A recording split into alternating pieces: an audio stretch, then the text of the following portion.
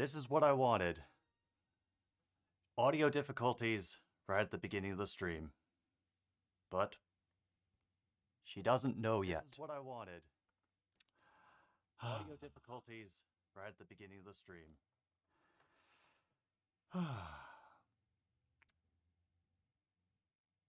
But here we are. Another episode of another stupid sports show, and it is a winter wonderland out in Seattle today. Hello, Rebecca, Geezer, Bella, Luke.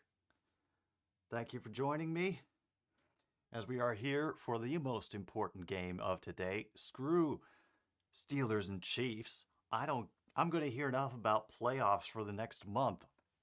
I want to care about the teams that are in free fall. And today we are looking at two of the big ones, the Chicago Bears and the Seattle Seahawks. Both of them wasting great talent in the name of apparently just dicking around. The conventional wisdom says that each of their coaches, Matt Nagy for the Bears and Pete Carroll for the Seahawks, will be let go at the end of the season. Yeah, Lions doing Lions things today. We recovered a fumble to attempt to take the lead, but I don't know exactly how the game ended because I was busy trying to get everything set up on this end.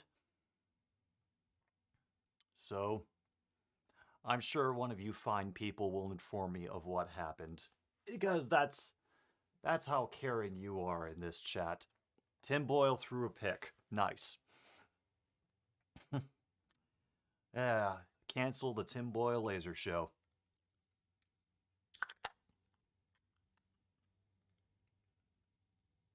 Oh, do you want some too now? You don't need this, believe me. Interception on 1st and goal. Nice. Very nice. Well, bad news, Angie. The Texans beat the Chargers today. Yeah. It was a bad game, like 41-23 was the final score. She is not happy. Oh, the Bills got another touchdown? Good for them. Hooray. Anything to delay the inevitable Bucks-Pats Super Bowl, I am more than fine with that.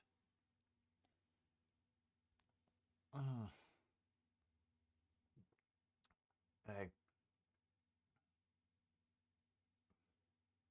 No, you I don't care if you're upset that the Chargers lost, Angie. You still cannot have any of this. I know it's non-alcoholic beer, but I don't know of any amount of alcohol that's safe for cats to drink. I'm sorry. Oh, and the snow is still coming down out there at Lumen Field.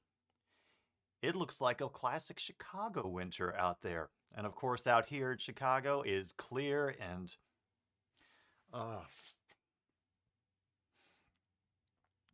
rather pleasant, to be honest. Wait a minute, what? Nick Foles is going to be starting today?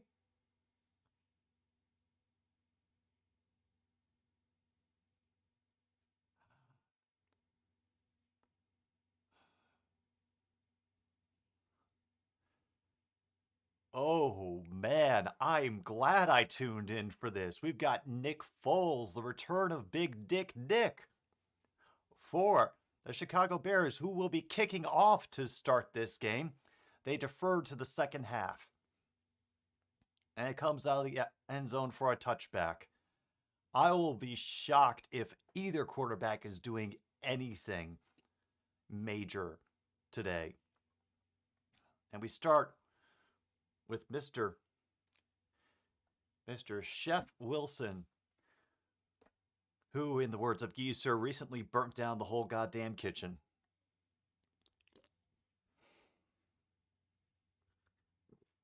I'm also not having a good time because apparently the game audio that I'm supposed to be receiving through my little monitor setup is just not working. And they start on the ground, they will get maybe 3 yards, and things are already getting chippy on the field. And when they take an entire dimension of a game away, it tends to screw with the players a little bit. I'm sure Metcalf just wants to go home and have some cocoa.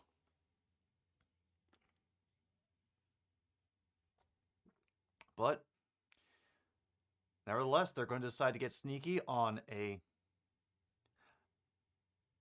attempted pass play to Metcalf. And of course, Bush on the defense there, incomplete.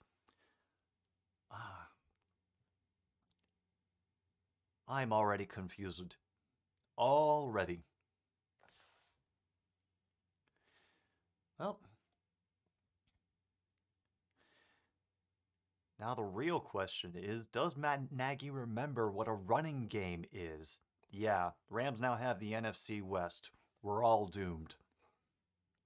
3rd and 7, Wilson out of the shotgun again, and he escapes pressure once, but will not escape it twice, and gets sacked, brought down. Nichols will get the credit, along with Wilson. Yeah, that'll be brought back to about the 20-yard line. They, if they're wise, will punt.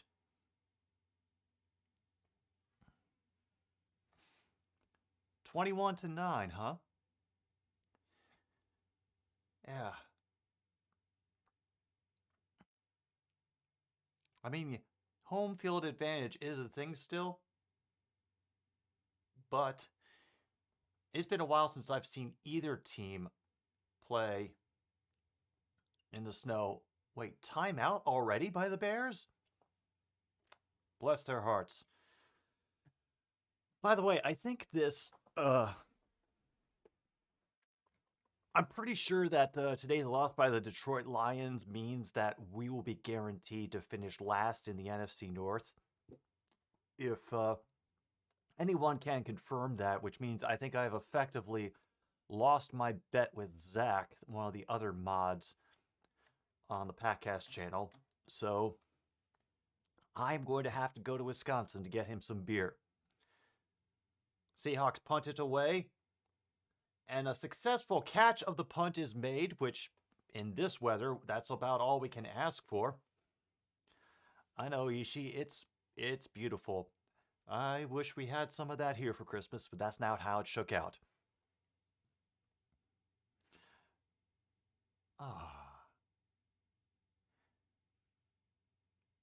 Making his first start since November 16th, 2020. Nick Foles, the Magic Man, the journeyman backup who lucked into a Super Bowl. I'd actually be pretty happy to see Carson Wentz and the Colts go all the way this year and take it, if only for Carson, I guess, to redeem himself and like get the championship that kind of seems like was stolen from him by BGN.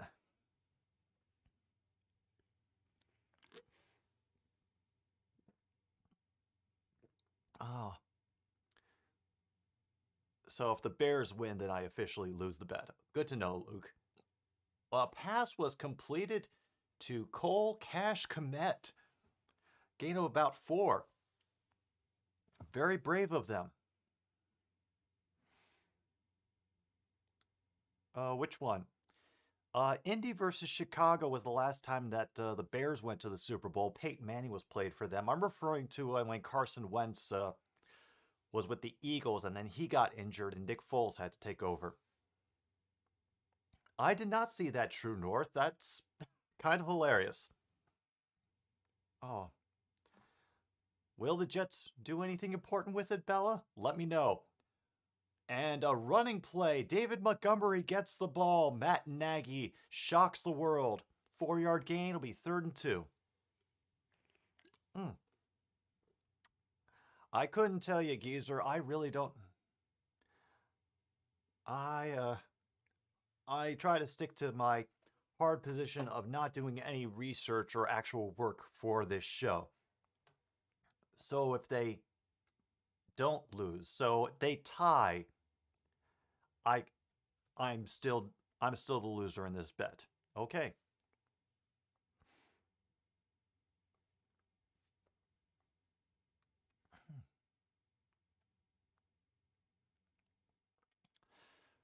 Third and 2, and they go for a pass. Of course they do. Why wouldn't you? Couldn't get the pass off to Mooney. Why? Why would you? I mean, it's not like it's not like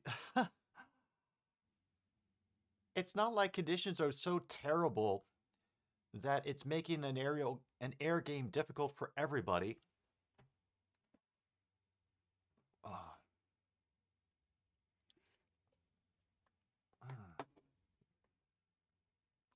Yes, I'm under a contract of no research and no factual statements. I made it myself and Angie notarized it with her paw. They're just going to let that one bounce into the end zone for an easy touchback. We'll start that game at the 20. Please tell me at least one of them makes angels in the snow while... Well, they're having snowball fights with the fans in the field. That's fun. Yeah, Houston won today. I cannot believe it. We got 33-21 Bills over the Pats with minute 22 left. That's 12 points. I don't think even the refs can save Belichick now.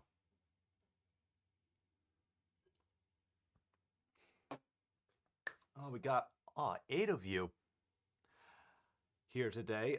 Thank you for being here for what I'm sure is going to be an absolutely meme-tastic game as both of these teams attempt to lose or at least fail to do the sensible things to win solely in the name of satisfying their own egos. Matt Nagy on one side and Russell Wilson on the other.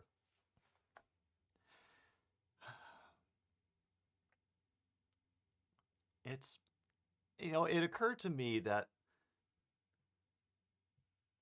nobody gave the Cardinals a chance. The fact that we are talking about them at all as being possibly in the lead and having been in the lead and in the wild card race for the NFC is nobody would have predicted that at the beginning of the year. It was all about Seattle and San Francisco and LA.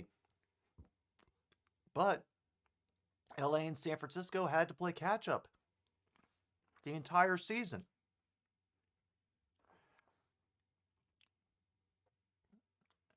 And everybody who's crawling out of the woodwork to say, oh, Arizona overrated. They're not overrated. They're just taking advantage of their team doing much better with a soft schedule that was based on their terrible finish last year. And so, I think they can only get better from here on out. And Hail Mary by Mac Jones was intercepted. It hurts. It hurts.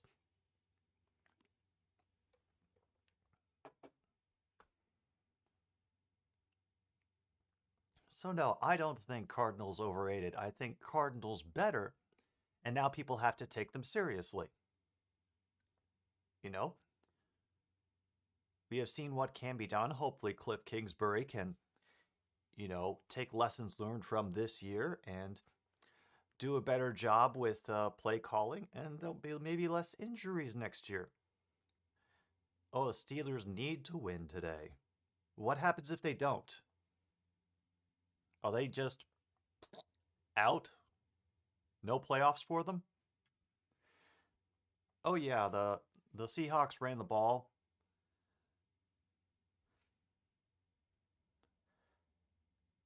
And they got about 4 yards on that one. Yep. 2nd and 6. Start with a short pass and a dump off to, I guess that's Tyler Lockett? Yep, Tyler Lockett. He'll get about 4 on that one as well.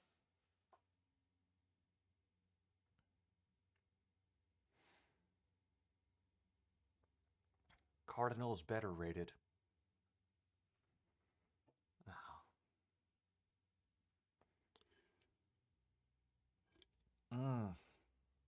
Of course. Yes. Oh, nope, they're going to give him the first down on that one. Meanwhile, the next run is going to be a loss of 1. Wow, 34-10, Eagles over the Giants. Oh dear. I think it is too much to hope, honestly. Tom has been itching to pay off that coughing blood from earlier in the season, and now he is going to get it. Chekhov's gun, maybe. Oh, and Perry gets some room. Will pick up the first down and get across midfield. Dang.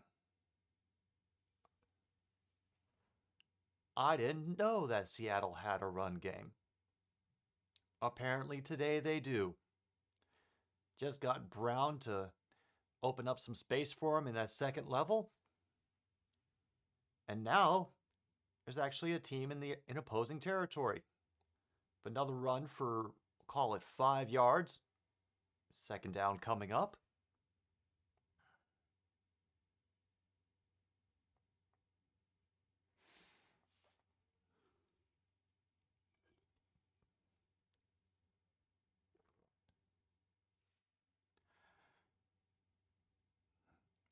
It's nice to see snow somewhere around Christmas time.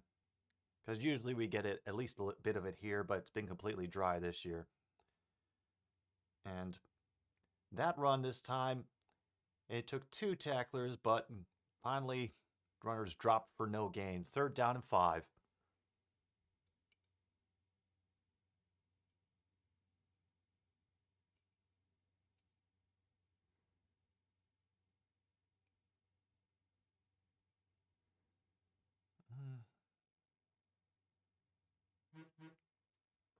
We will see, Geezer. We will see.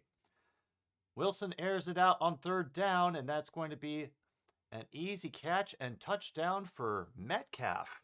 Holy crap. Things happening in the air. Who would have thought? Now I have to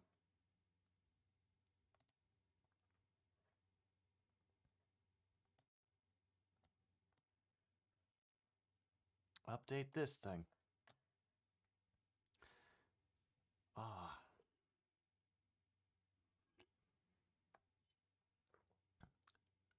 Oh, now we have to see if the kicking game is going to be affected by the winter wonderland that we have created.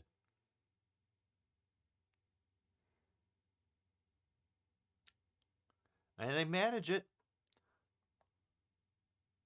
Hawks jump out to an early lead. 7-0.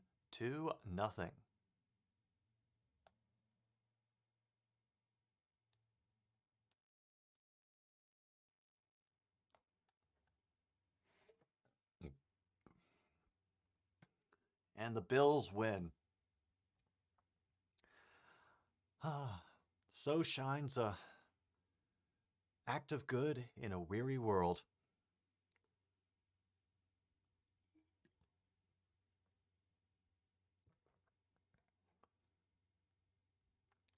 Oh, up by 50 and his opponent only has Patrick Mahomes. Well, knowing how the Steelers don't like to come alive until the 4th quarter, his opponent could still do something truly awesome if Pat Mahomes decides to go Super Saiyan.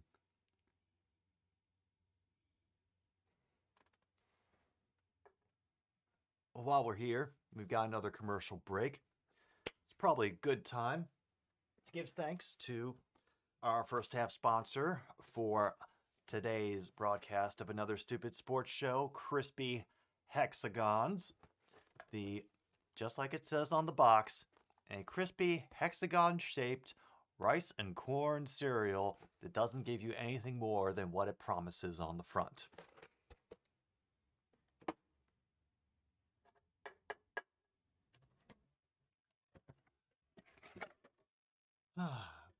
And now I bet that Nagy is going to put all the pressure on Nick Foles to try to win the game himself, because You know, screw any running success that we might have had on that first play. Gotta look good for the next potential employer. No, he's still definitely a quarterback whisperer. You should totally give him another coordinator job.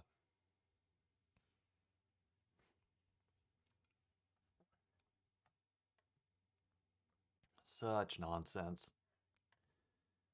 Such fresh nonsense. Jets win 26-21. Oh my goodness. Zach Wilson gets an ego boost and Trevor Lawrence, well, he continues to exist down in Jacksonville. Poor kid. I feel bad for him.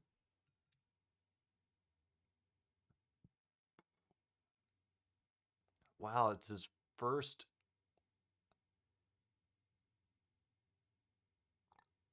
He hasn't had a touchdown since week 10, but now Metcalf finally has one.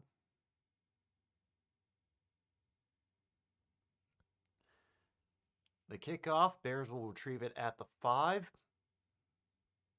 and be brought down. That's a number. That's certainly a number I can't read. I'll estimate the 27 because all the numbers are just covered in snow right now, and I can't see a thing. Awesome.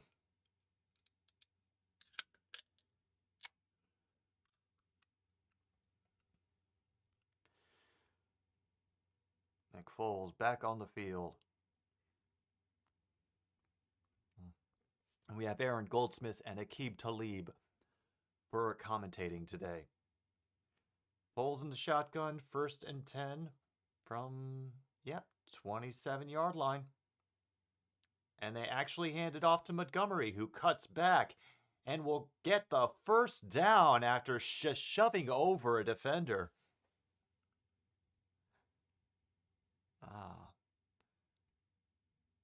And I predict that will be the first and last run we see from Montgomery on this drive. Oh, 34-10. Eagles win. And everybody else in the wild card race screams in agony.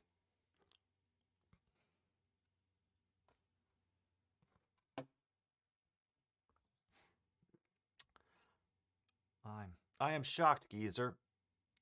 I am shocked to hear that you do not like the Jags. Yep. And for next play is a wide receiver screen to Mooney that only gets a yard. I hate being right. 7:55 to go in the first quarter, and we see the Bears start as they mean to go on with stupid play calling.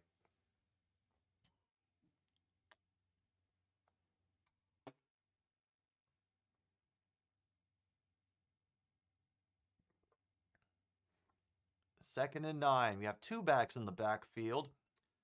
Oh, down to 1. And of course, it's another pass play from Foles, who,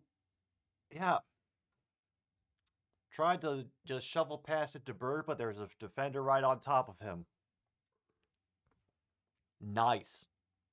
All right, Bella. I'll see you. Oh, Cooper Kupp, 21.3 points today. That's a good haul for one game. Oh boy.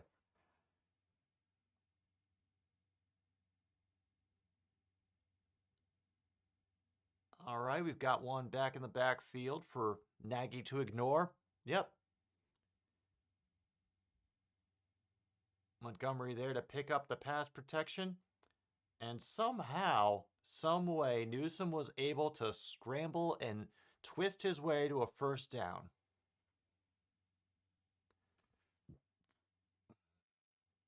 That is a catch. And since nobody had touched him yet, gets right back up and is able to make it to the first down marker. And still hold on to the ball.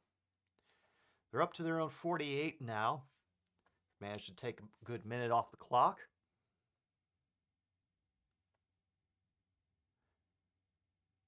Got Cole Kmet coming back in motion toward the middle.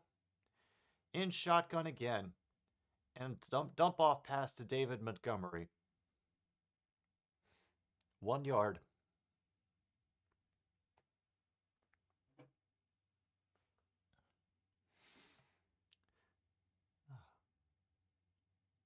Who'd they play in week 4? Hmm.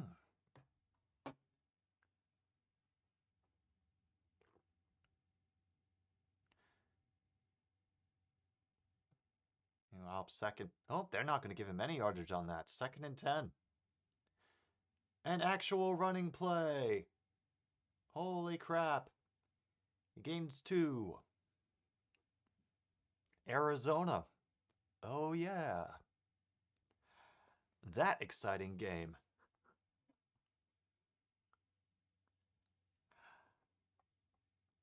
Uh-oh. She's back.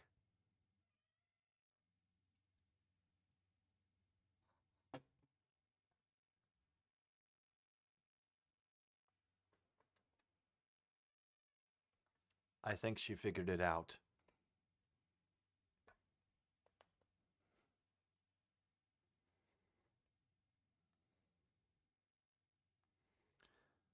Foles passing. He once again gets the ball to... Oh, that's Godwin. Or Goodwin. And they move the chains.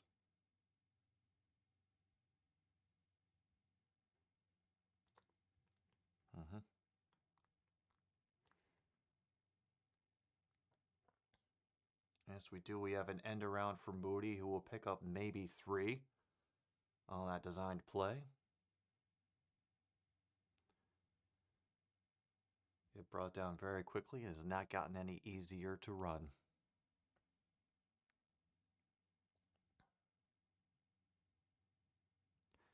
Oh, we're up to 2nd and 7.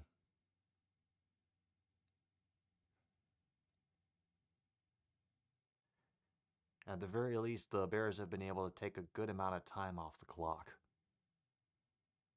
That is fortunate for them. The less time Russ has on the field, the better off they are. They tried to fake it, and Montgomery will get buried in the backfield, be about a loss of 2.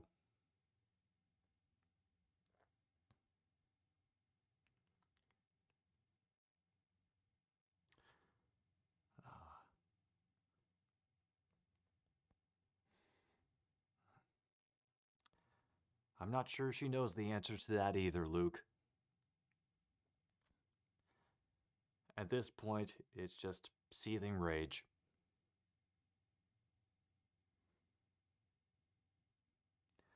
Empty backfield with Foles and shotgun on 3rd and 9, and he's going to float it out. And, yep, defender never turned around on him as he was trying to make the catch, so that will be a pass interference call. And the Bears, they luck out.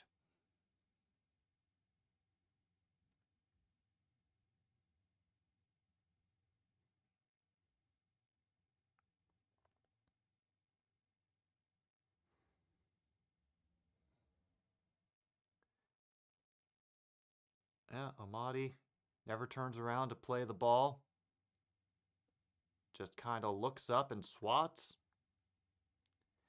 And Nick gives a thumbs up to the sideline as he moved them down the field without actually having a productive play. And now they're on the 15. 1st and 10, 3:20 to go. A handoff to Montgomery, who will barrel for an 8-yard gain right up the middle.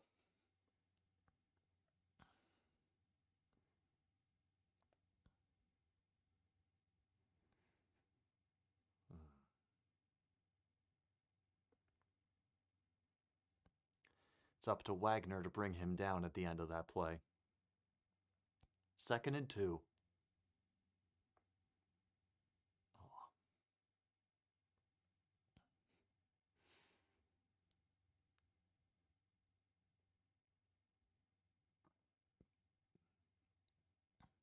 Foles in the shotgun yet again. Oh my God, 2 running plays in a row, and Montgomery will pick up the 1st down after a gain of 3. I am shocked. Shocked and stunned.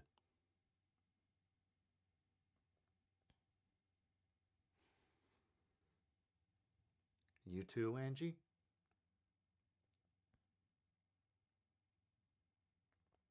now Montgomery is off. As it is 1st and goal, so why would we continue running the ball? That's silly talk. Clock's currently stopped at 2:21 for some reason. Don't know why. I'm assuming an injury of some kind.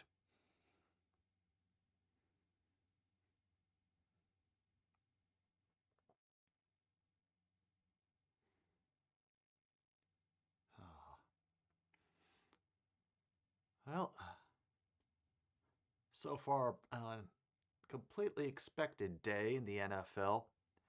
With the exception of Buffalo actually winning, I wasn't sure how they were going to do today against Belichick and the Evil Empire.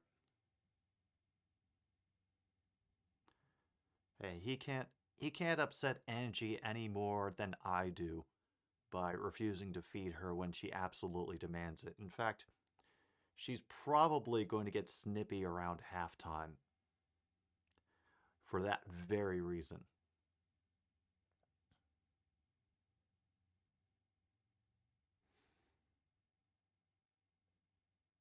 Oh.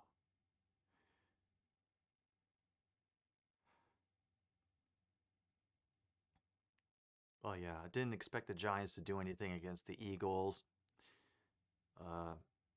Jags Jets up in the air, but yeah, not surprised that Jets could pull it out on that one. Once again, Lions kept it close, kept themselves in a position to win the game, but ah.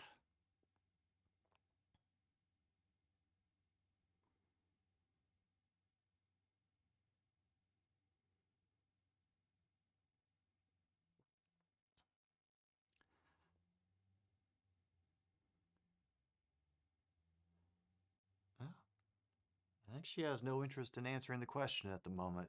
Luke, she is enjoying the fact that she gets to hang out and just chill over here. Yep. Hello, Kaylee. Nice to see you come by. I mean, while all the commercials are coming on for every single named bowl that people can think of. We just relaxing over here. Trying to ease the pain of both our teams losing today. Yep. And the Vikings lost, so odds are good they're not going to make the playoffs. Montgomery comes back in. He makes it down to about the 2. Will be 2nd and goal. Yeah. Vow of silence until she gets to the beer.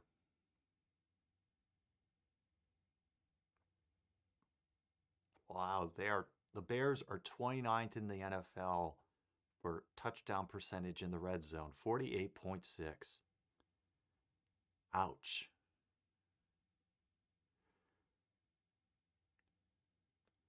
Getting some wildcat going. Montgomery getting a direct snap on that play, and it nets them absolutely nothing. A loss of 2.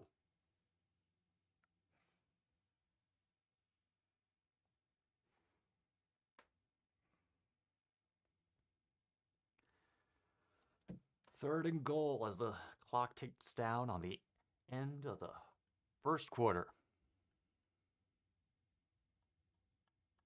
Yep.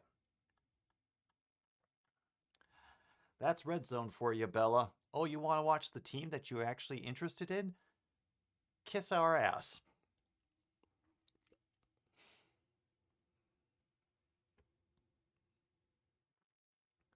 Third and goal, Foles back in shotgun because of course he is. And he just dumps it away when he's about to get the living daylights smacked out of him by every single defender in the area. And now Foles is staying on the field. Oh. Yes, it's Wildcat Week in the NFL. Whether they can do it well, that's another question. But it's happening. They are going for it. They've taken 8 minutes off the clock with this drive.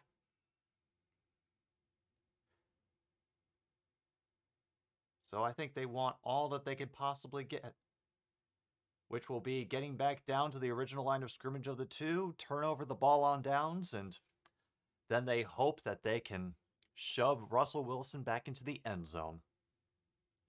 Whether that's what actually happens, oh, we'll have to see. It was a good catch by Montgomery, but defense just was not going to let that happen. Seattle will take over.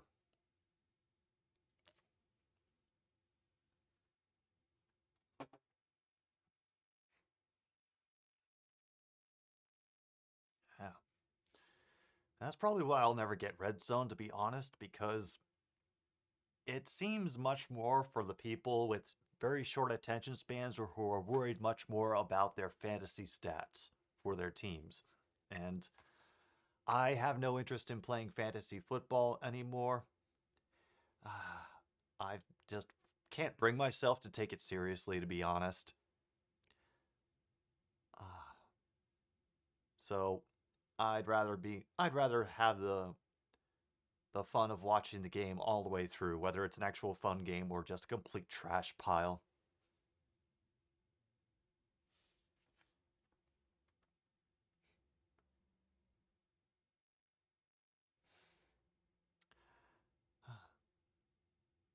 Where do I think Wilson plays next year, and why is it Seattle?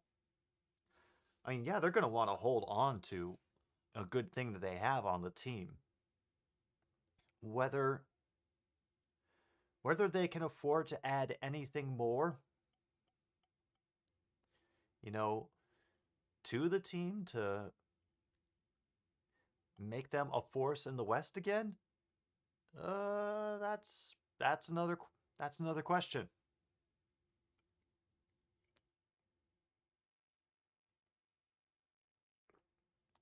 Oh, did I miss Angie? Was she on TV somewhere and I just missed her? Yeah.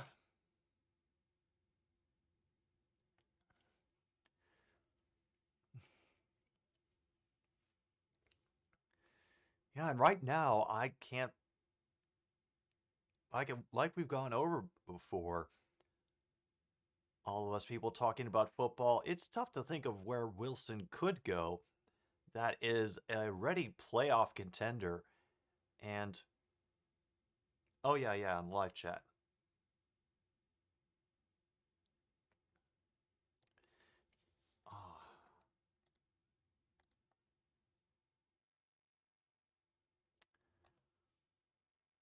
Oh yeah, there she is. She's probably gotten a hand on one of my other tablets.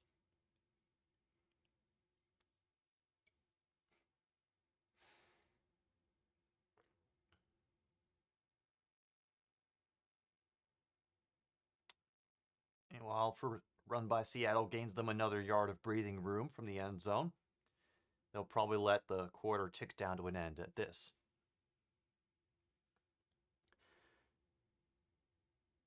Oh, no, they're going to try to snap another play, maybe try to put in a hard count and get them to jump off sides. Yeah, that's all he's trying to do is offside them with a hard count.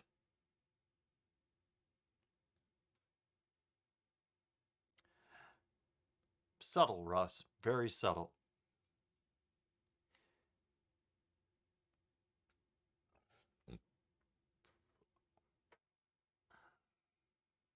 We'll talk about the Chargers game at halftime, Angie. You'll get fed too, don't worry.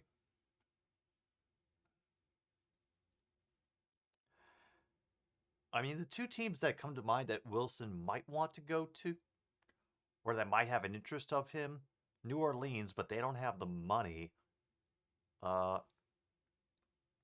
Indy,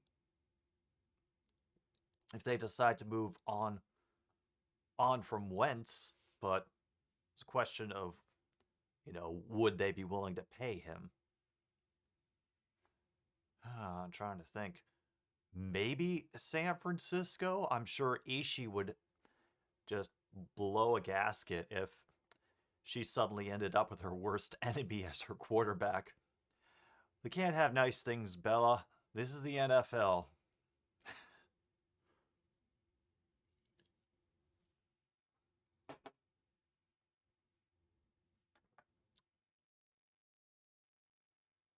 Trying to go through my tiny little brain to see what other teams could use a quarterback. Oh yeah. I also think Rodgers is just going to retire. You know, he's firmly established a legacy, and I'm not sure that he thinks he can do much more with and find another situation as good as he had it in Green Bay. Hmm. Yeah, I know, Colt. No, but the fans would riot. It'd be funny as hell.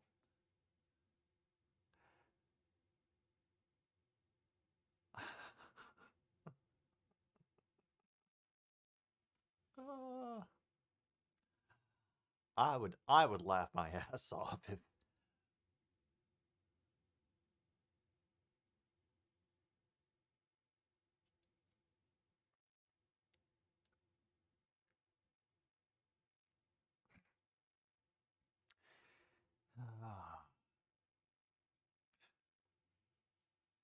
and Angie is forging alliances in the chat.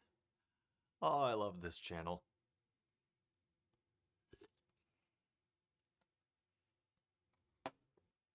Pittsburgh doesn't need a QB. They have Roethlisberger. 6 more seasons of Roethlisberger. Don't you know that?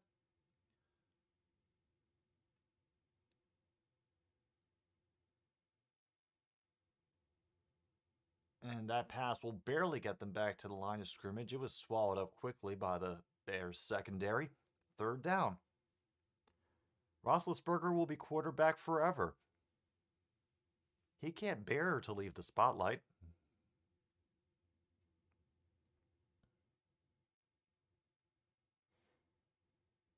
Yeah.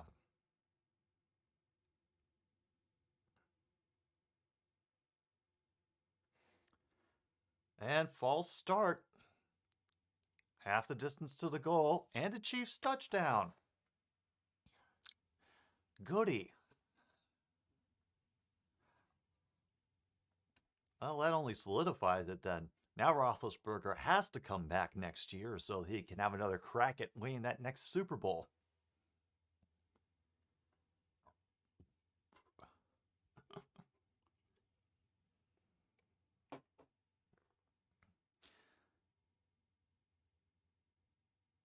Third and 10. And he airs it out and throws it out of bounds. Meanwhile, there's a collision when the Seattle receiver slips and falls into a pile of opposing players. 4th and 10, they're not even going to bother. They're just going to punt.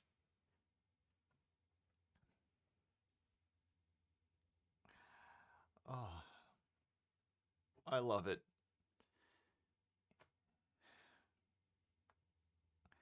You keep entertaining people in the chat, Angie. It'll give me a little bit more focus to try to concentrate on what's going on in this game through all the snow. They get nowhere close to blocking that kick. It'll be fielded about 42. And a nice return. They will get position at about the 15, or depending on where they say they stepped out of bounds. Nope.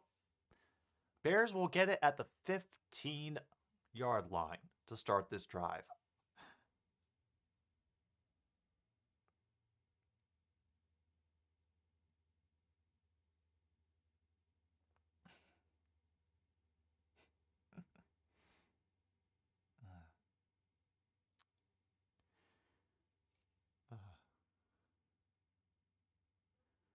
Which bomb is that, geezer?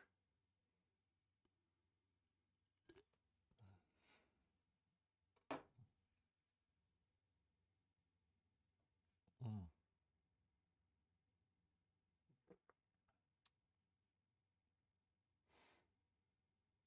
Yeah. Let's slow the roll. Let her discover it on her figure things out on her own. And of course, Chicago screws it up with a holding penalty, so now they're back to about the 25.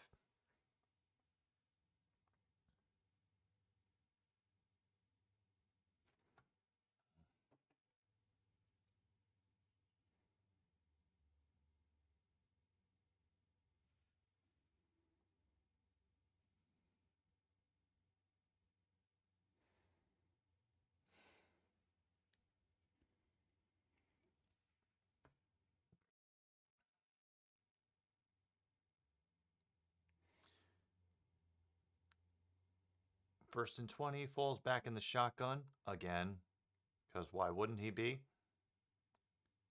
And they gain about 15 on that pass play to Goodwin. Make second down a bit more manageable.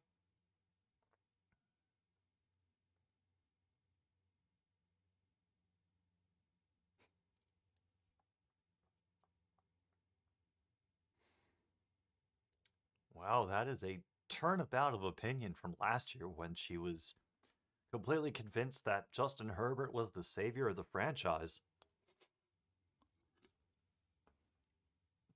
Amazing what another season does. Second and 5 for the Bears, down to the 15, and another end around for Moody, which will not get them anywhere. Oh, my bad. They're down to the 10 again, second and 5.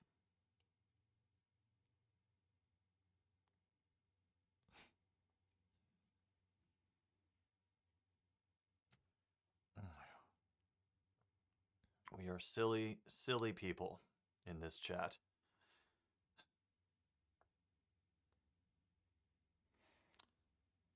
Yeah. Exactly. I'm sure you were high on catnip. Not anything else. Third and 5. Falls alone in shotgun. Gets off an easy pass. Yep, that's to Montgomery, and he'll be down at about the 1.5-yard line. Let's see if they can finish it out this time. First and goal again. Oh, Big Ben throws a pick. Oh, yeah, well, now he definitely has to come back to redeem himself. Absolutely. I mean, after everything he's done for the franchise, they can't just let him go out on a sour note like this.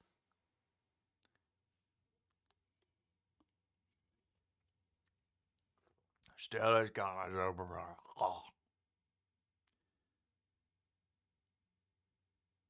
Did he cross the plane? Nope. They'll be down at about half-yard line.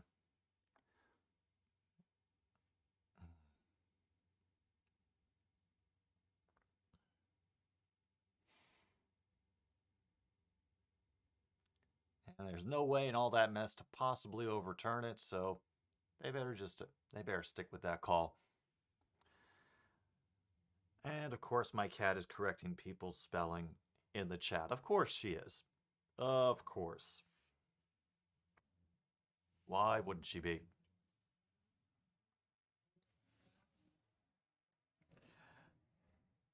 And finally, David Montgomery gets to make his snow angels after he runs through for a touchdown.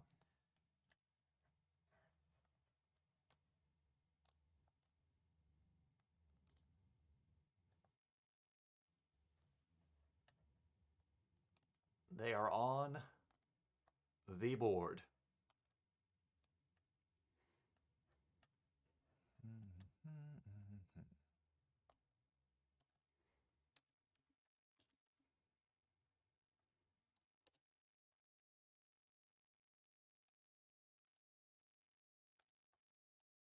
And the extra point is good.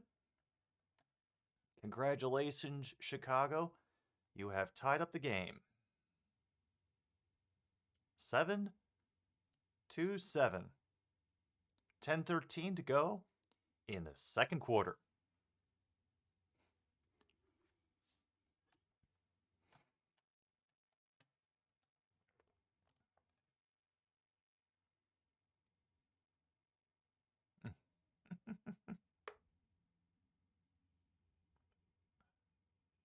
What makes me more sad is that the Broncos and Raiders are having a punting match. Yeah, that is pretty sad.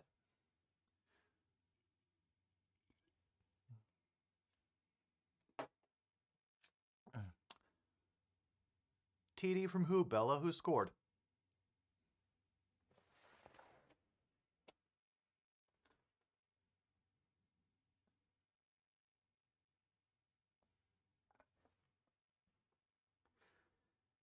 If I had to guess, I would assume it was the Chiefs because, everything is the Chiefs. It's all about them. They are the only team that matters now that they are back in their proper place. Oh, come on, Angie.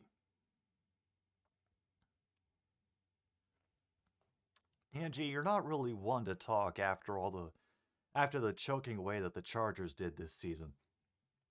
And I know I'm especially in no position to talk, but at least I can fully admit that the Detroit Lions are not that good.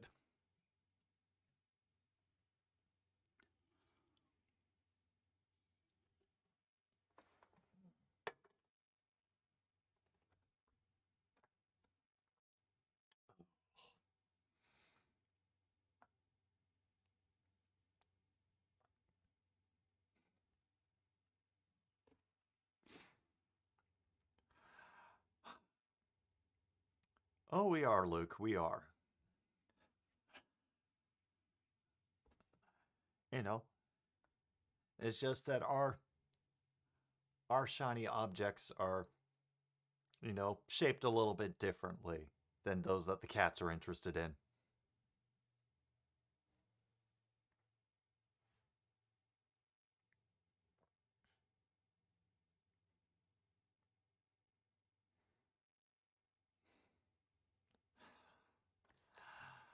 Oh, I love this. My chat is getting into arguments over football with my cat in the chat. This is exactly the kind of thing that I foresaw happening when I started doing another stupid sports show. And then she declares war on Holly Hundo. Wonderful. Seahawks field that kickoff at about the 5, and a flying tackle takes out the return man. He'll get up to about the 28. Who knows? I can't tell which yardage lines are which anymore. I have to guess. Such nonsense. Such utter nonsense.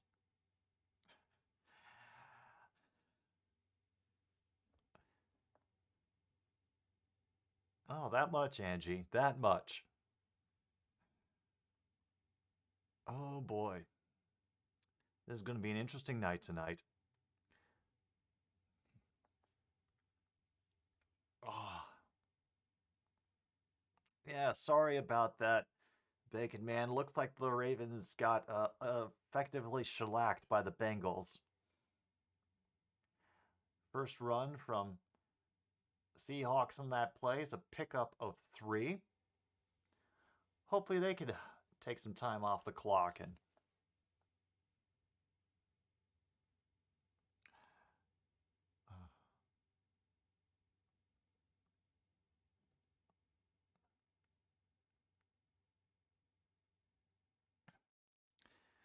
yeah.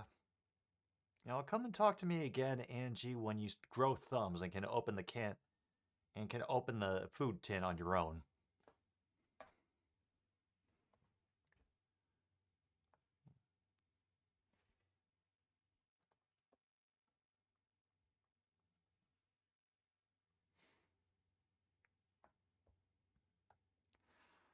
Yeah. And where are the Ravens right now? Are they like effectively outside of the wild card race? Which two bird teams are those, Colt?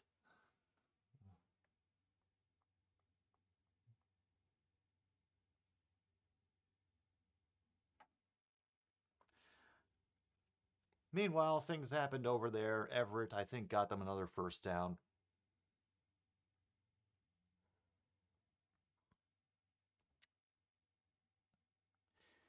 Yeah. Me too, True North. I think the Ravens are definitely done for this season. I think they need to rest any starters they have left and see who else they can elevate to, a higher position in the team. What sort of backups that they have in place. Oh, Lockett will get shoved out of bounds after a gain of 8. 2nd down and 2.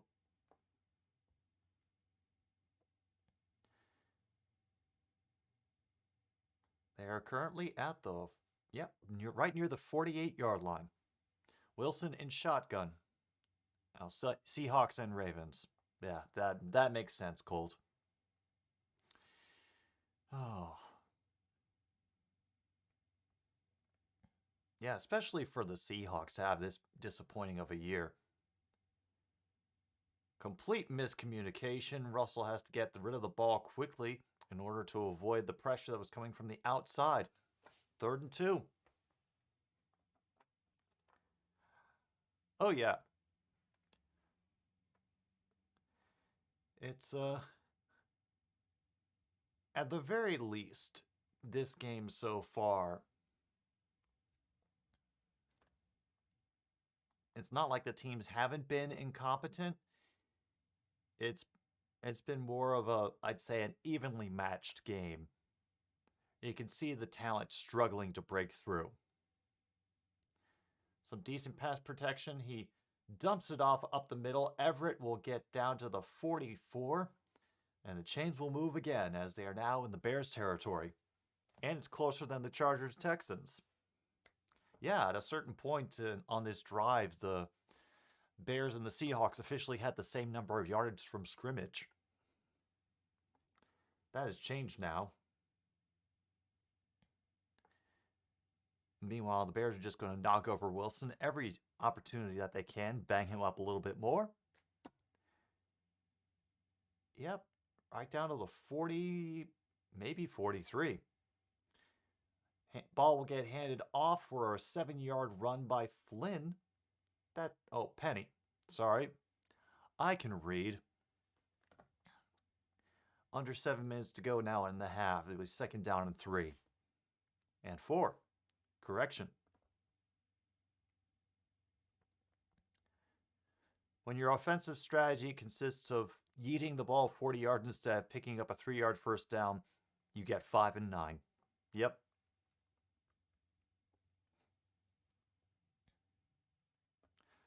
Oh, and another running play. And they will get another first down from this. Right into the thick of it up the middle.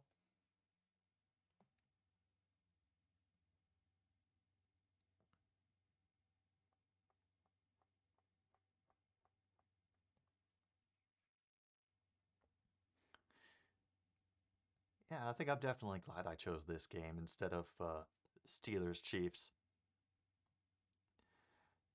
The real channels can have that. We're getting some classic winter football here. And the snow is still coming down.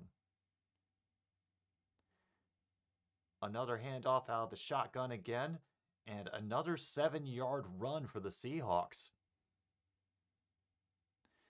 There's number 31 on the carry, but there is a flag down.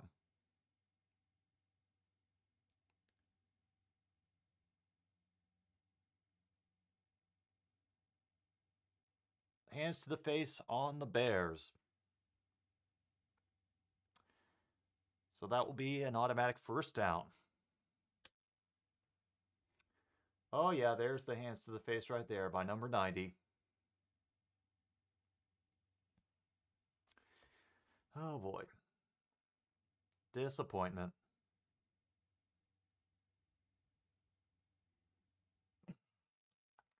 Oh, good.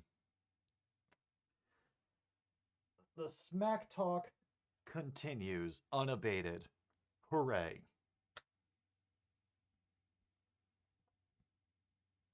I'm so happy I was here for this.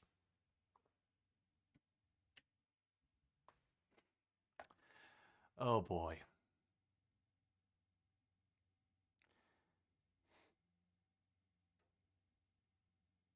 And we have another stoppage on the field. For what reason? Nobody will say. Maybe a timeout, maybe an injury. Maybe someone saw a really exotic bird flying through the stadium and they want to mark it down for their bird watching journal. Who knows?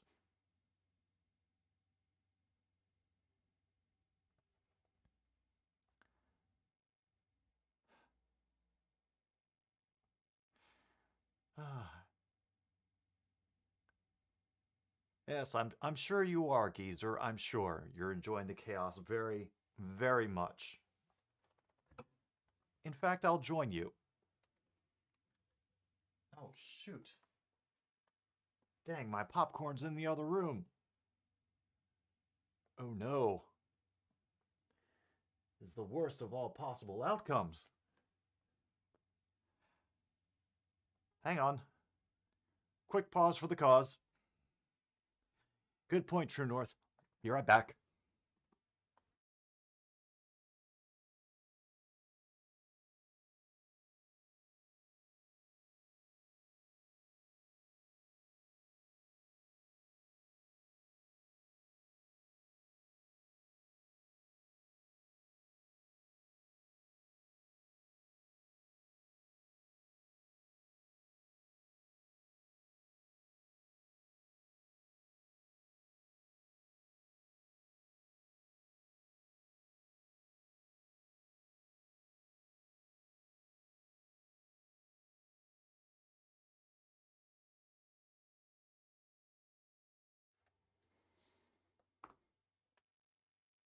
Okay.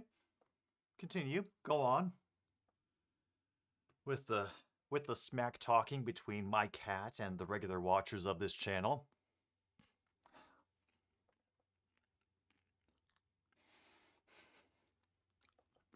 Had to get the popcorn too. While we figure out whatever stoppage was occurring.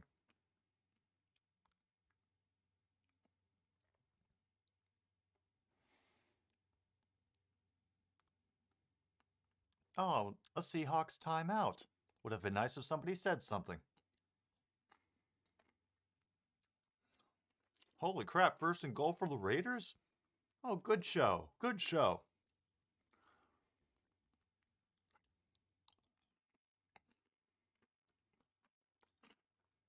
That pass to Metcalf, well defended, incomplete. 2nd and 10.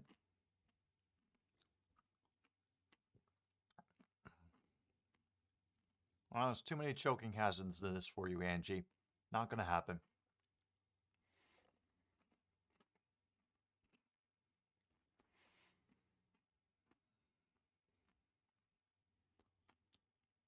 Oh, 1st and 10 from the 11. That's still good. A runner reverse, and runner gets knocked out of bounds at about the 7-yard line. And a late flag comes in, and it's going to be probably a late hit done upon Eskridge by one of the Bears defenders. Personal foul on the defense.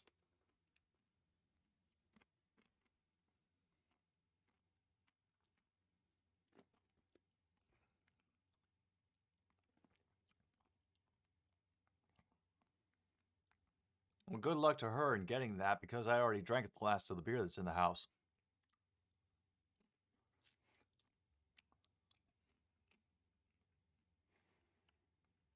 Holy crap, touchdown Raiders.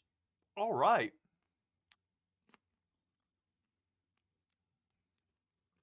And speaking of touchdowns, Penny gets an easy walk into the end zone for the Seahawks.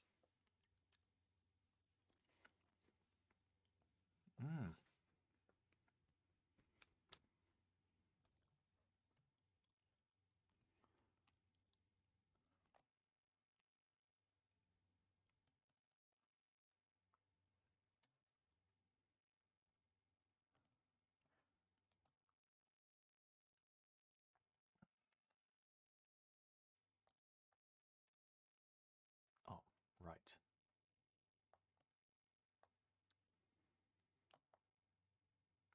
And the point after is good.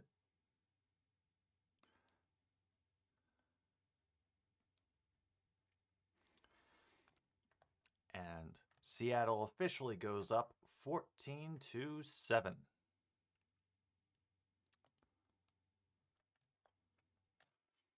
While all the Chicago defenders look on and just wonder if they will be lucky enough to be dealt in the offseason.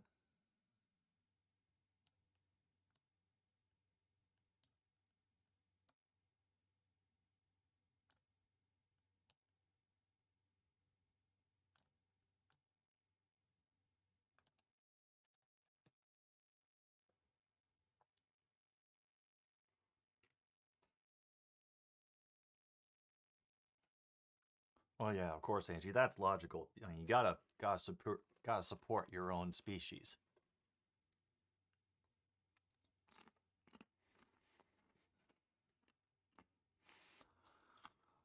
All right. Well, unless we get something fantastic on this, I think that's going to be the score that we have going into the half. It took the Bears a very, very long time to get that 7 points.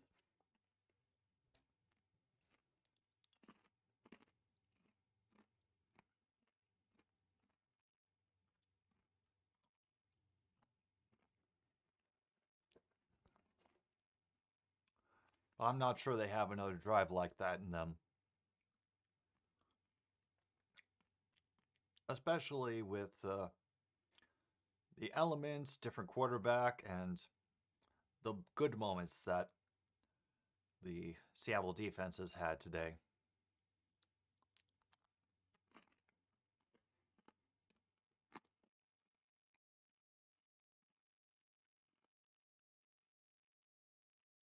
Hmm.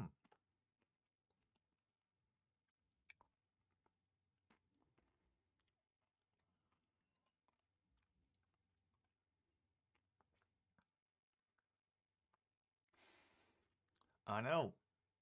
And it looks like Joe Judge is going to be sticking around for the Giants. Did you see that?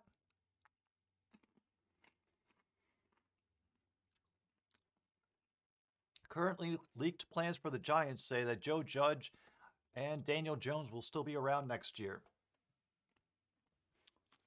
which suggests that Dave Gettleman will be on his way out the door.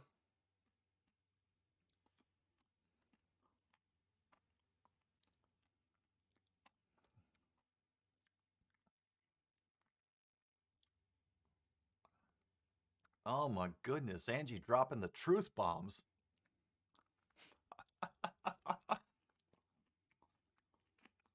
And a fantastic run on the return to get up to about the 34-yard line. Great job by Herbert on that kickoff return.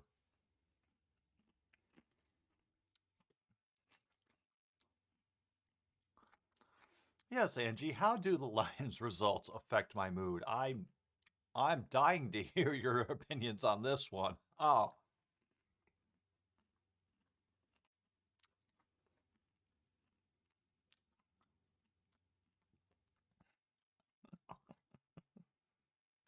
Well, Foles and company are going to try it again. 1st and 10 from the 34-yard line. 33, excuse me.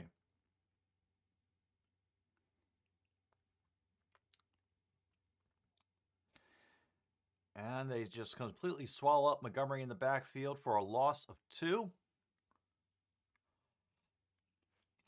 2nd and longer. Oh.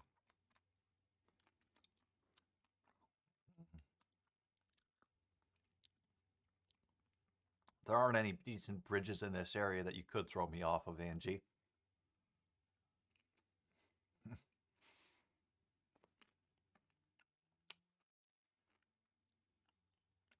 2nd and 12. Moody in motion down to the near side.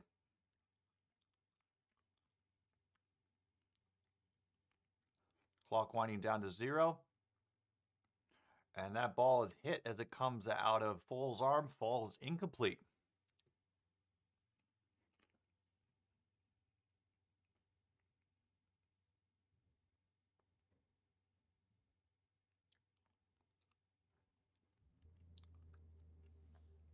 Yeah.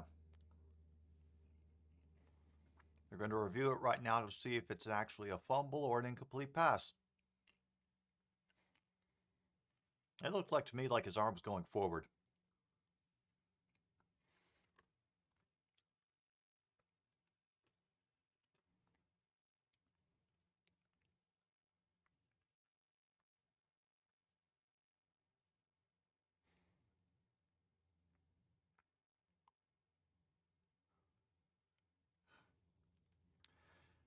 The refs are just like, screw this, I wanna get inside. I'm cold.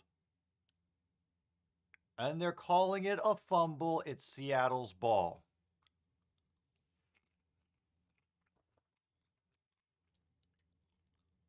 Well,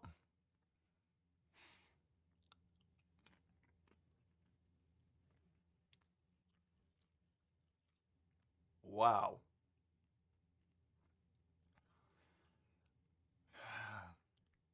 You know what? You two just continue on with your bad selves in that chat. I will focus on what they think a not forward pass looks like. That looks like his hands going forward. Ruling is officially under review. It's gone up to the booth. And we'll step aside once again for yet another round of commercials. Oh yeah, no, that's especially right now. This is just disgusting. But I think that's a lot more on the Bears side than on Seattle.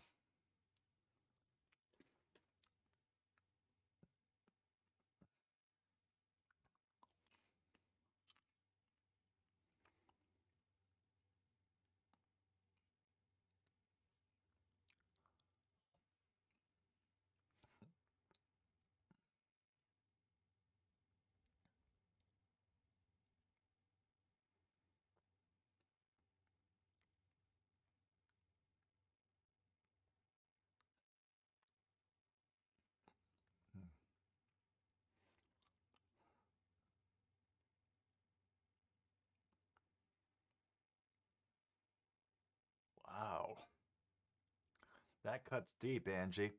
That cuts deep.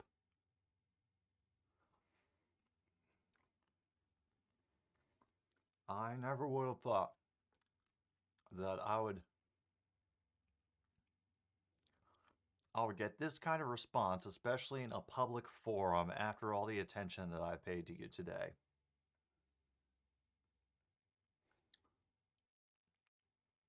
Well, really, a field goal from the Broncos, something non-cat related. 7-3 Raiders.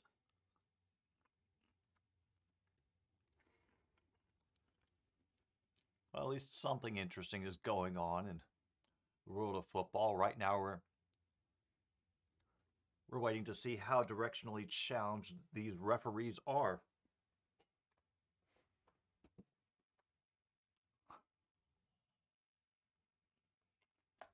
I think the current answer is very. Mm.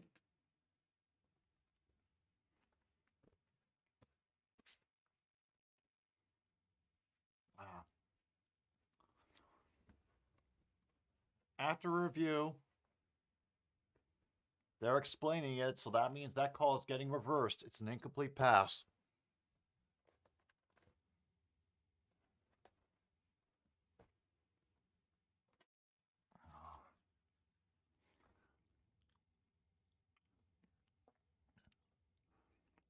Third down, Mike Pereira earns his paycheck.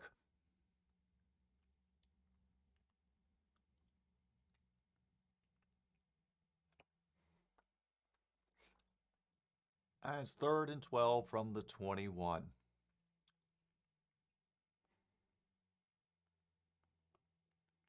Referees are apologizing to Nick Foles, promising they'll buy him some garlic bites after the game. He seems to have accepted their offer. The O-line's looking back at him like, just garlic bites? Really? Dancing around in the pocket. Escaping the pressure. Gets a pass off to Cole Kmet, who will pick up the first down. And a couple extra yards to boot.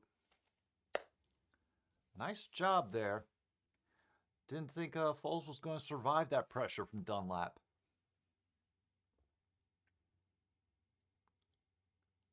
But here we are, 3:24, and the Bears have finally moved down the field again.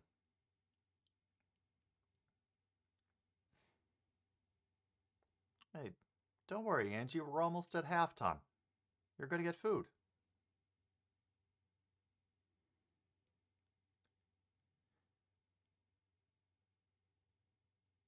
1st and 10, they fake the handoff to Montgomery. Foles is sitting in the pocket, and Just a complete blocking of the body by Seattle secondary to prevent that catch. Jordan Brooks on the coverage.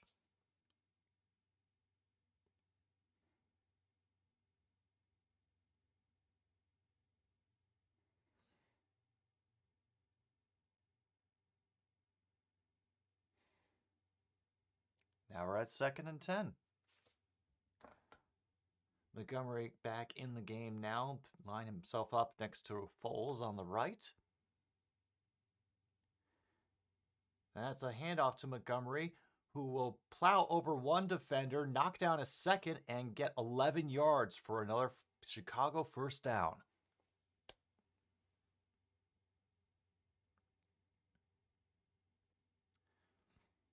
And then in the meantime, the Bears get holding, so none of that mattered. Yep. Nice job.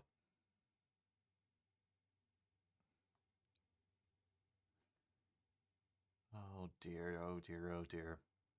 Chicago is not doing themselves any favors. Oh, we'll get you some catnip, Angie, don't worry. 2 minutes, 30 seconds to go. Bears have had 5 penalties today to the Seahawks 2. And I'll hand it off to Montgomery again, and this time he will get tripped up right at the line of scrimmage, fall forward for maybe a gain of 2. Make it 3rd and 18, and another flag.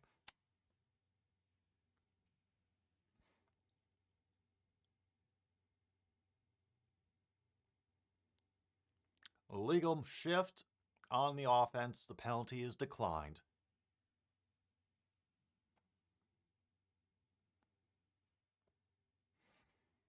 Now, Luke asking the important questions.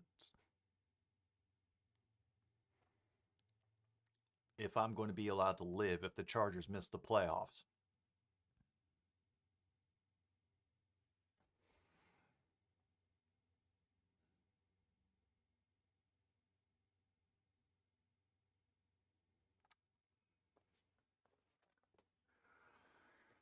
Well, it was a good gig while it lasted, apparently.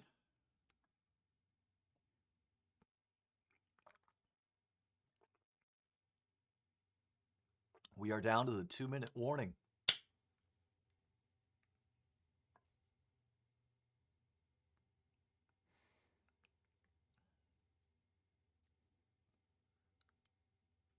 Let's see if the Bears can make anything out of the next couple plays. I somewhat doubt it, but then again, I have been surprised more than a few times on this football weekend. Yeah, Luke, it's been good knowing you. Had a good run, but thanks to Brandon Staley taking too many chances, looks like this might be the end of the line. Geezer, like 3-year-olds are being raised on touchscreens and iPads now. Of course the cat knows what autocorrect is.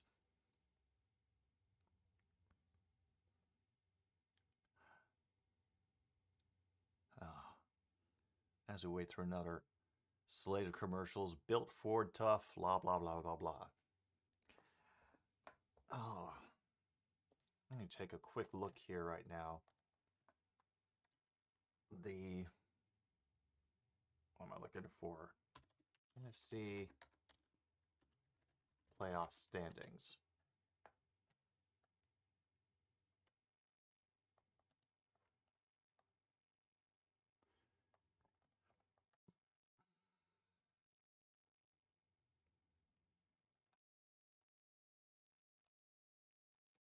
Well, the Cardinals are in. They've clinched a wild card. Officially.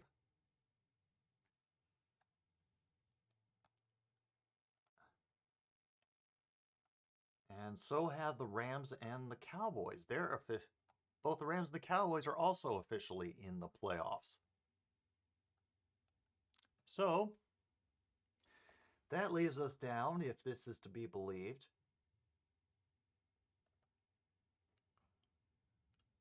the Buccaneers have the South, the Packers have the North. Just have to figure out who's going to win the West and the East. And at this point, it looks like the Rams are going to run away with the NFC West. Not sure how the Cowboys are going to do because they are inconsistent at best.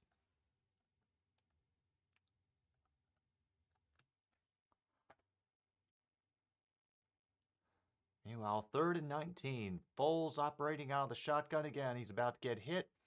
Dumps it off to Herbert, who will maybe get 8 yards on that pitch and catch. Very short. Now comes the punt.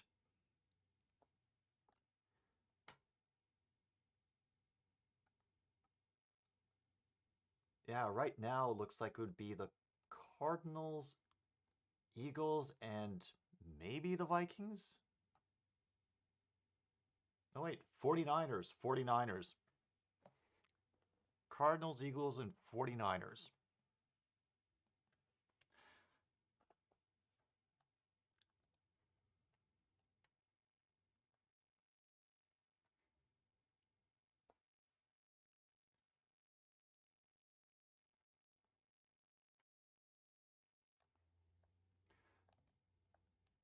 Let me take a look at...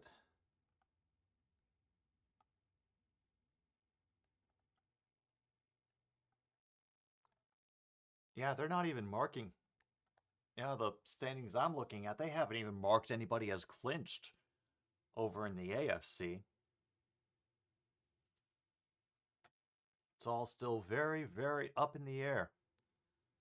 Bengals definitely on top of the division, 9-6. And the Steelers are ahead of the Ravens because of that tie. Titans on top in the AFC South. Colts right behind them.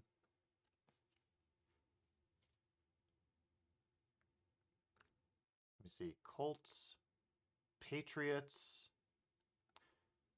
Chargers would be at... yeah, right now it's Chargers and Ravens that are fighting it out. I think Chargers may have the 7th right now. But I don't know if they've clinched anything. Well, Wilson's able to dance away from the pressure, dump off the pass to Dallas for a first down. He runs out of bounds, stops the clock at 54 seconds.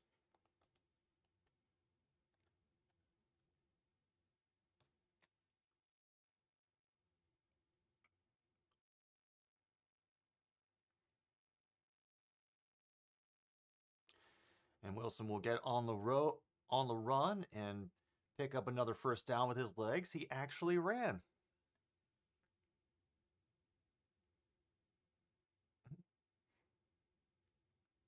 Now, I don't blame you, Angie. I do not blame you.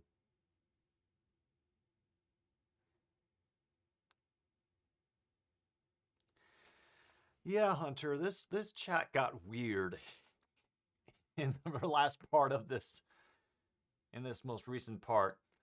Completely wide open. Wow. To Everett. He'll pick up about 15 before going out of bounds to stop the clock again. 39 seconds.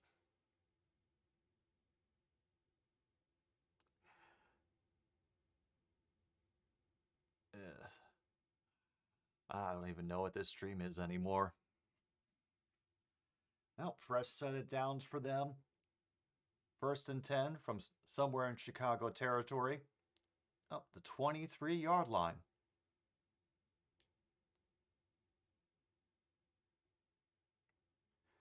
Wilson back in shotgun again. Play clock down to 2, to 1. They just get it off. And he's able to dump it off to avoid the sack, and that will be a pickup of about 3 before the clock stops again, indicating another timeout. That's Seattle taking their 2nd.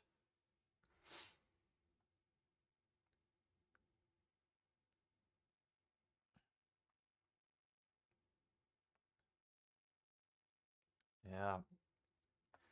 Don't worry, Bella. She wasn't the first. I doubt she'll be the last. There are probably other closet Charger fans out there that will do the same thing out of frustration with how the franchise has been doing. I do not blame her. Close that up, close that up. Groovy.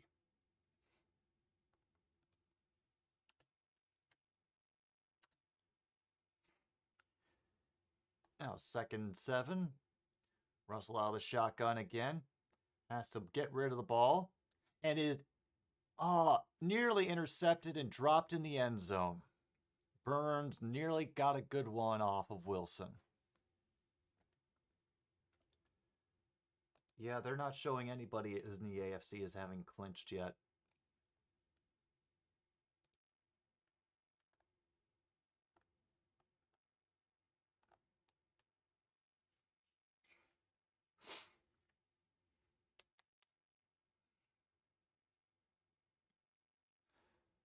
A 3rd and 7 now.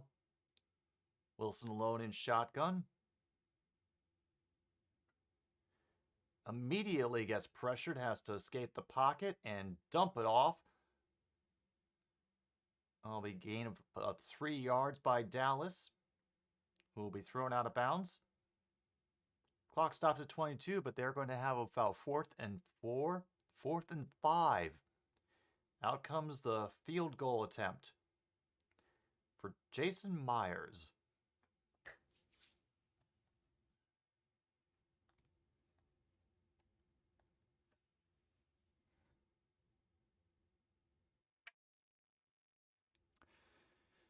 You know what? I've given up trying to figure these things out, geezer.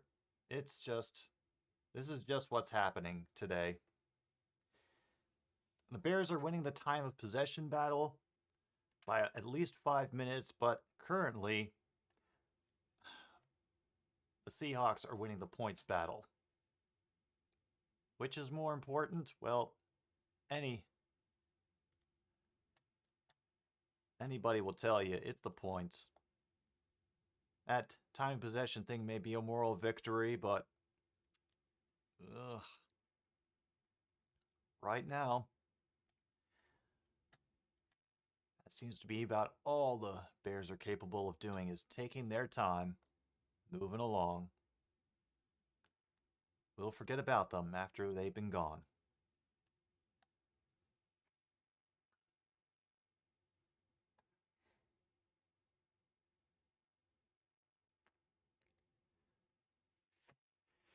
At this point, Luke,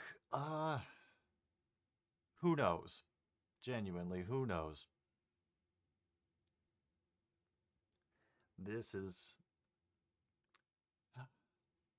just a day. That's all this is. This is just a day. They'll pooch the kick for halftime to prevent any sort of decent return. And they only managed to get it back to the 25-yard line.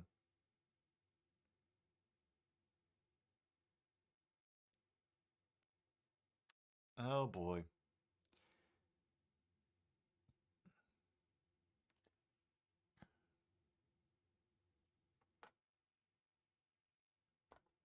And the broadcast takes the time to highlight the Chicago's offensive woes. Justin Fields takes off his headset.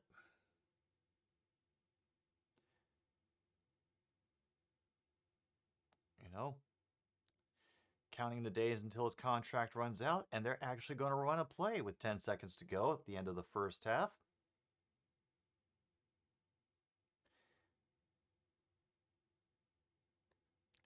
I mean, they'll get a first down with Williams on that one, but that's going to be the end of it. And so that is the score. 17-7. Fire Pete Carroll is currently beating Fire Matt Nagy. I'm going to take a pause for the cause, and I'll see you all in just a little bit.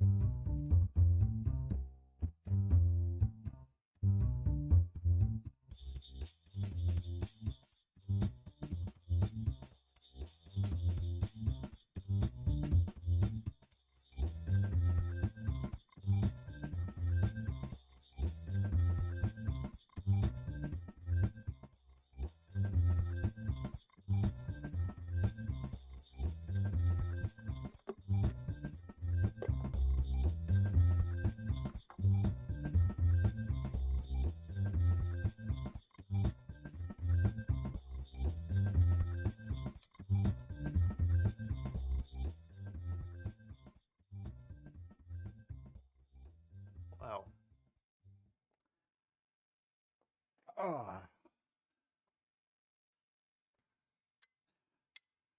Well, I see things have devolved since I was away. Even with me putting out food for Angie for dinner. Guess that was just not enough. Oh, Hunter Refro on that touchdown catch for the Raiders. Good for him.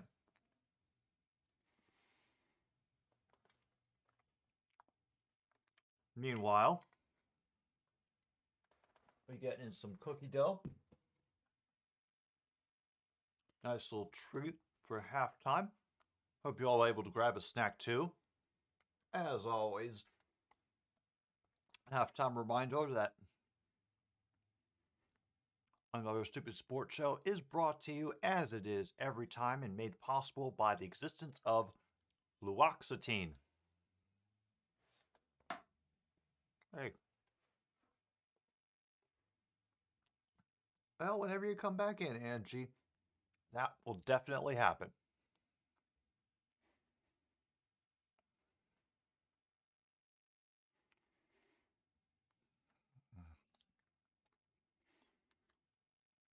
So,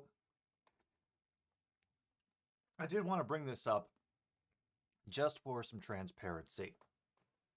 As you know, we've had some very loyal sponsors on this show: Legal Coffee and Crispy Hexagons, Canned Water, and most recently, Super Chill Cream Soda.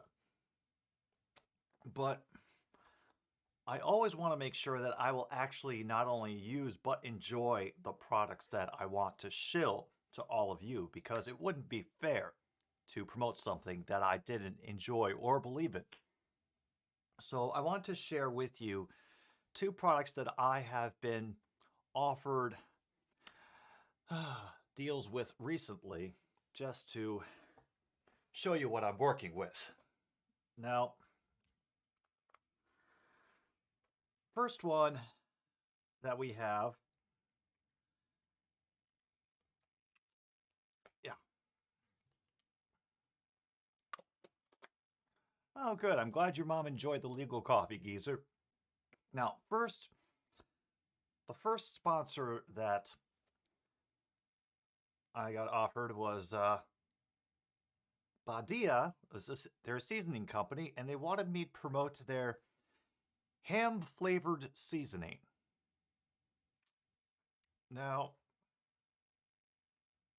I was a little skeptical about this. I mean, being a pasty white person, I am naturally afraid of most seasonings, and especially for such a dangerous combination of seasoning and ham.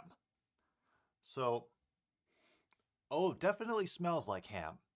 That's definitely the smell of ham. Bit overpowering, really. Oh, wow. And as far as the taste goes,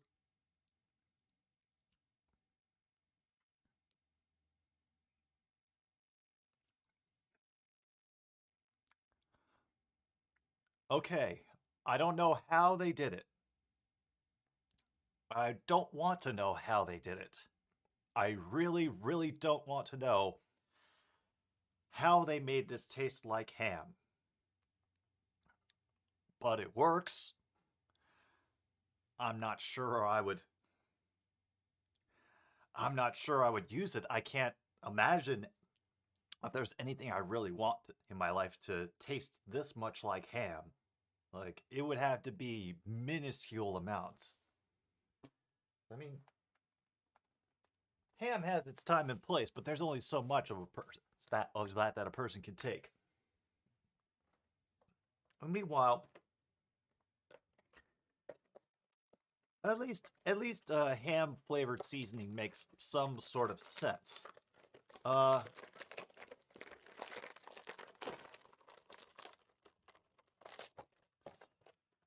This next one, I do not know what to make out of this one. This is chicken flavored crackers. Oof. Now, got nothing against crackers. I got nothing against chicken, but the combination, this frightened me. And oh, there's a lot on there. That's a lot of. I'm assuming this is sort of chicken flavored salt that is on there.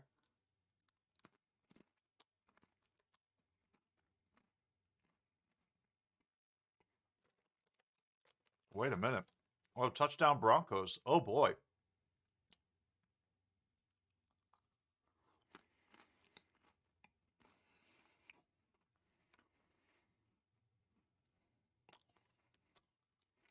Oh my God.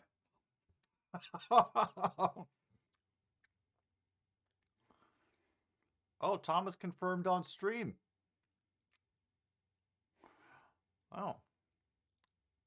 I want to see the. We'll get you on camera there, Angie. Don't worry. But holy crap. These actually aren't bad. These actually aren't bad at all. They're not overpowering. It's just enough chicken flavor in the crackers to make me want to eat them. So we have a winner in this new round of sponsorships for another stupid sports show. Please welcome our new sponsor, chicken flavored crackers.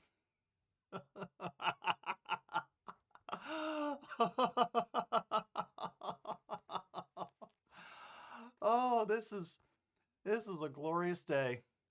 I am so happy. Mm. Mm. Oh, don't worry. They will get their own. They will get their own sponsorship slot very soon. I am just over the moon at how good these are. Wow.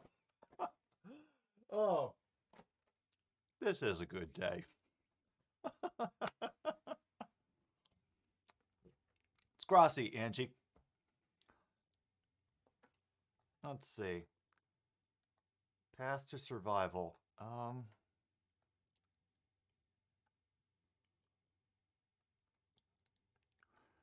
Wear a Chargers jersey for the rest of the remainder of next season.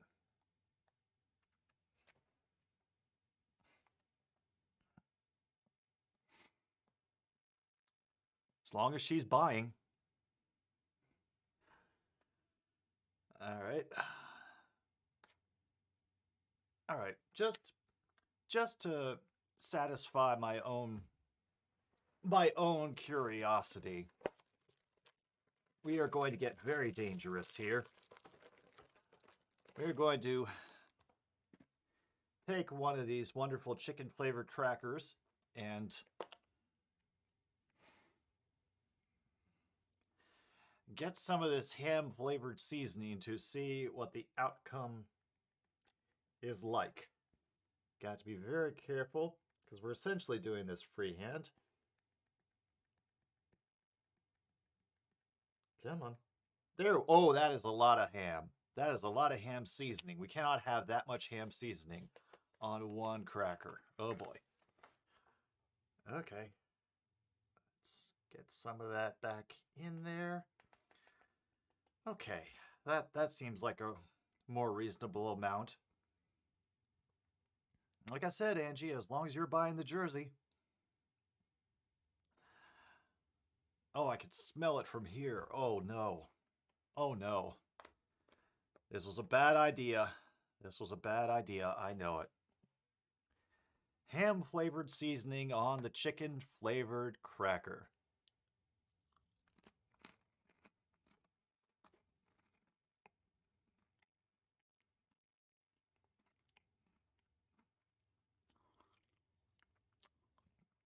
Oh, that just ruins it all. Ah.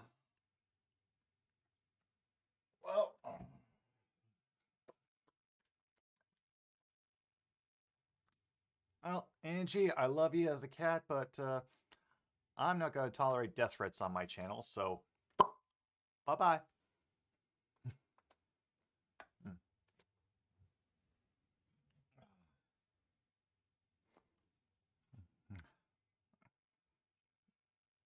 Oh. Meanwhile, a big pile on the third quarter kickoff.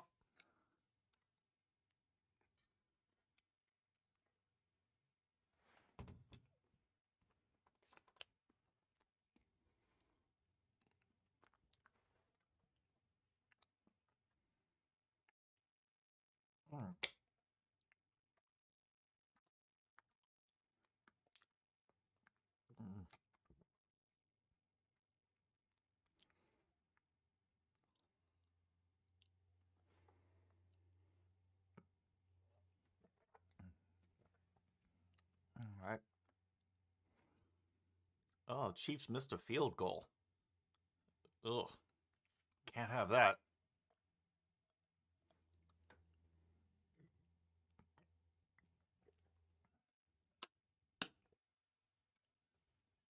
Well, Geezer, you know the line now. Okay? Just know the line. Don't try not to cross it again. All right?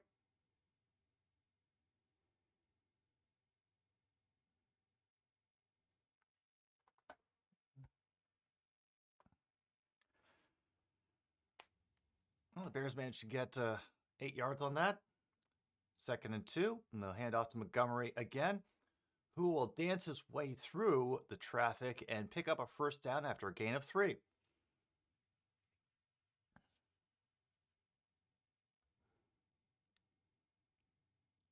It's be an opportune time for the Bears to make some progress in this game again. Not only if they can play some mistake-free football on a long sustained drive and keep the Seahawks out of the end zone again. Yeah.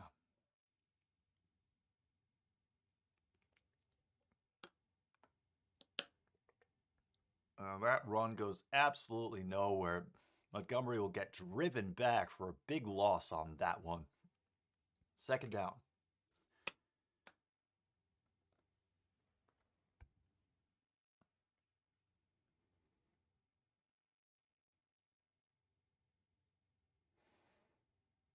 Yeah, there's just no way that was going to go anywhere. All right. See you guys after the raids. 2nd and 14.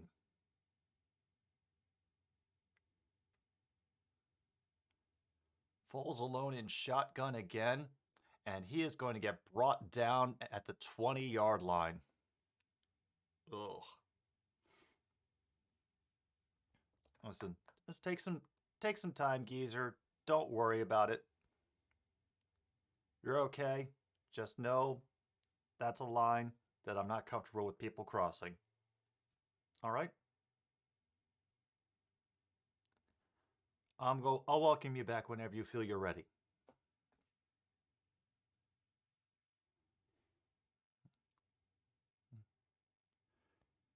Meanwhile, loss of 6 on that sack. 3rd and 20. And it looks like they're about to lose more. Another attempt and fail to get a pass to avoid the sack. Incomplete.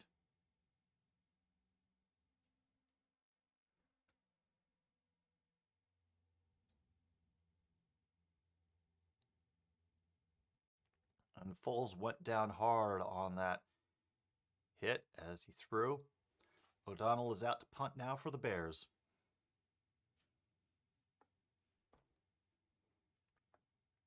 Definitely not the start that they wanted for the 3rd quarter. Oh no, Geezer, there are plenty dumber people. Some much, much dumber, believe me.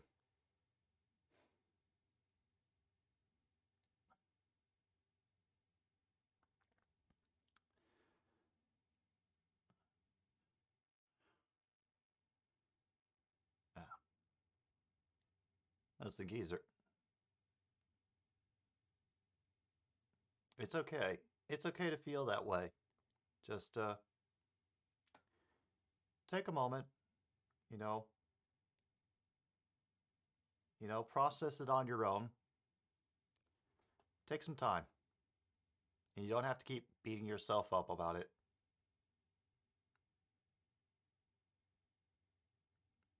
You'll come out of it on the other side. Yeah. You see, this is the thing, Geezer, is that, you know, Leif, happy holidays. The internet has turned into a funny thing that we're able to get like more personal connections, more possible personal connections, but at the same time, the distance and the fact that the connections are taking out sometimes sound and facial cues makes things more difficult, and we have to pay very specific attention with our language and how we use that. Because a lot of times we only have the words to go off on for whatever meaning we try to come across, and trying to read extra meanings into the things people write, even with context, misinterpretation can happen, but also people can get away with just about with some really horrific stuff by just saying it's a joke. And the way I've come to put it down is we are who we pretend to be, so we must be careful about who we pretend to be. Hello, Kate Berry. Thanks for joining the channel. We're just chilling here watching the disaster that is the Seattle-Chicago game. So we can see it is Fire Matt Nagy versus Fire Pete Carroll. While Seattle might be winning the points battle right now, the Fire Matt Nagy thing is definitely winning.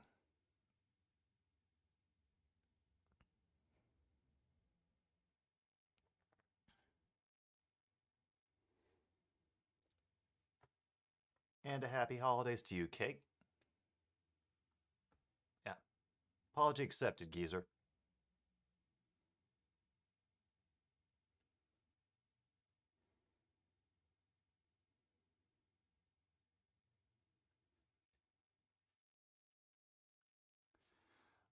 And Lockett was just double teamed. There was Bush nearly picked that one off. That was, I could not see any real way of Lockett getting that one. Here's 2nd and 10 from the Chicago 49. And we will have another run for Penny, who will pick up about 6. Leave them with a very doable 3rd and 4. No, you haven't, Geezer. Don't worry. You're fine. Believe me.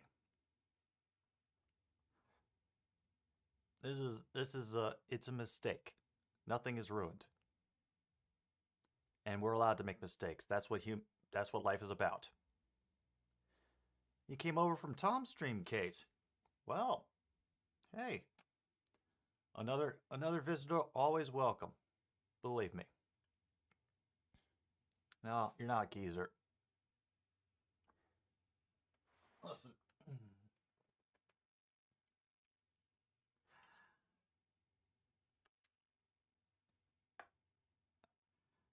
Meanwhile, Russell is beating himself up over the fact that that ball got away from him on that pass.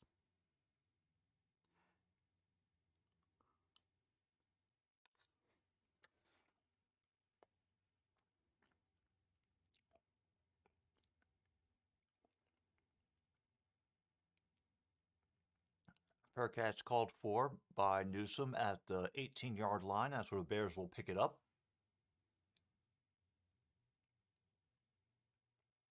And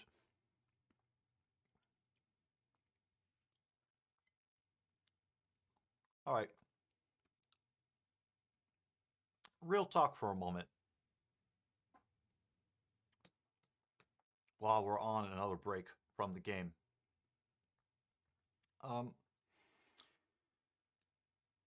I'm not going to go in too depth into this and try to get as not specific as possible, but there is a good reason why I say just about every time I do this now that this stream is possible because of fluoxetine.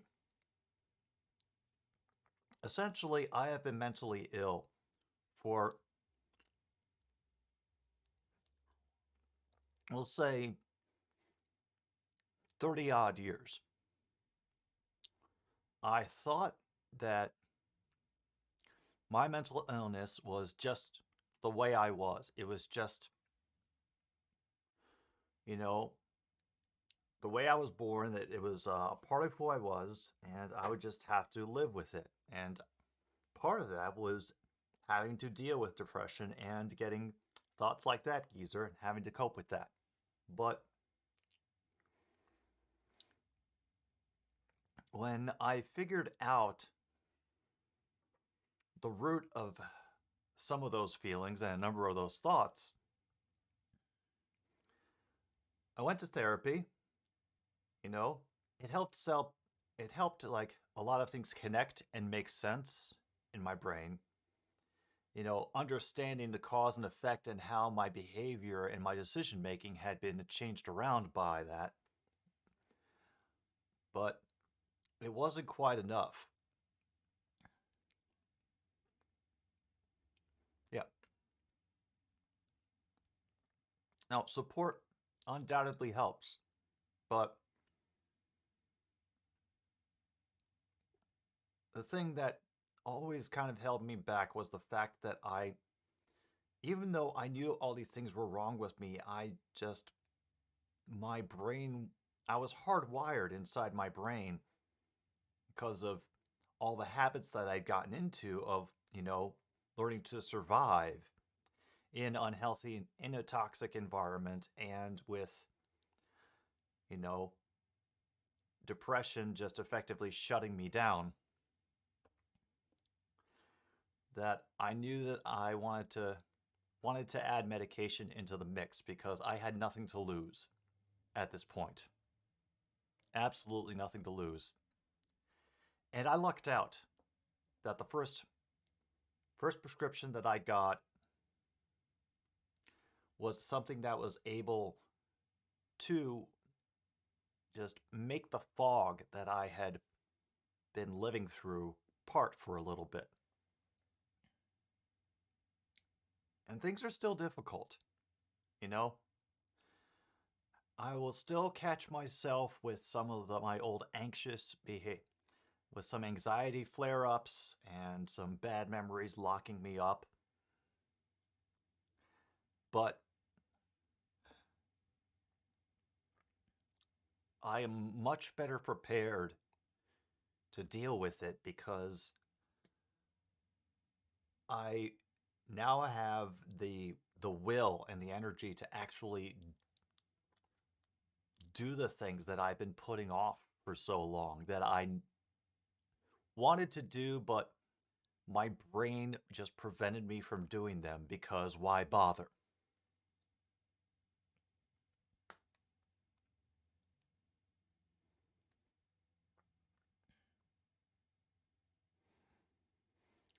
Which is why,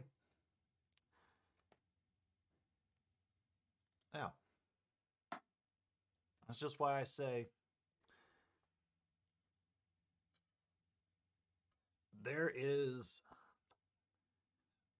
there is no there is no reason to stop trying to make things better for yourself, because that's the only thing that's going to make your life worth living, worth enjoyable on this little weird rock hurtling through space. Whether it's vibing with people on a Sunday afternoon with a football game on in the background, eating raw cookie dough, and talking shit about sports. You know, the easier you can make it for yourself to function in this crazy effed up world that we have, the better it is for you. The better it is for not only yourself, but those around you.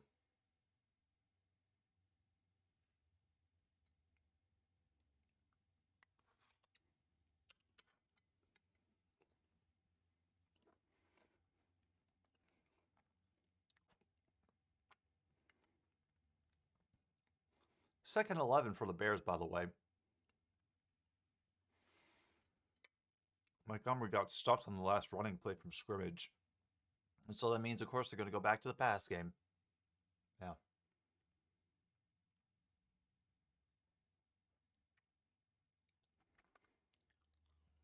Well, quick dump off to Montgomery, who will run for a first down and get down to about the 33. Good job. Oh.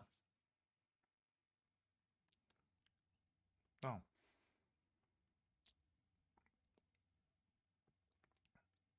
I understand. I kind of had the same thing going with true crime stories for a long, long time.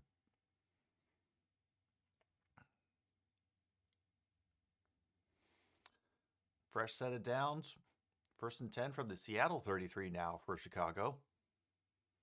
Foles in the shotgun, Montgomery to his right. And it will be a handoff to Montgomery, who will get another nice gain and finally be brought down right near the first down marker.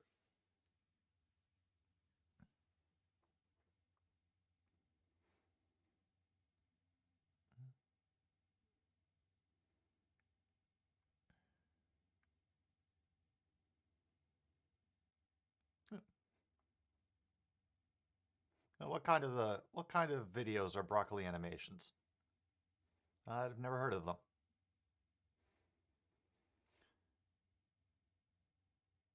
And he airs it out to the end zone yet again, way over the head of Mooney.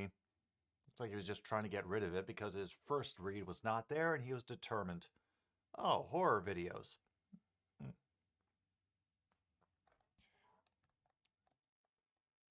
I see.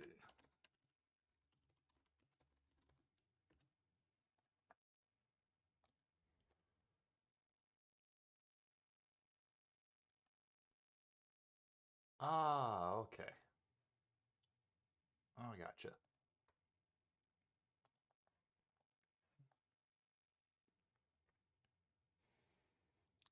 Meanwhile, another run from Montgomery. First down picked up. Good for them.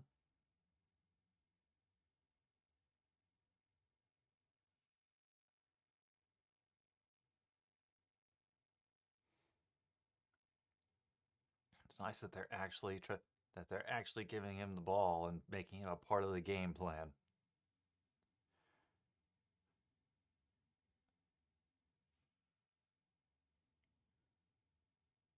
Is that right? 22 runs for Montgomery today. Nice. Hey, Geezer, as long as I can have this be an enjoyable time for you, in a way that is, good and productive for yourself and for everybody around. That's what matters. Meanwhile, Williams is going to be hopping off the field because he lost a shoe on that play. After a gain of 2, 2nd and 8, under 6 minutes to go in the third.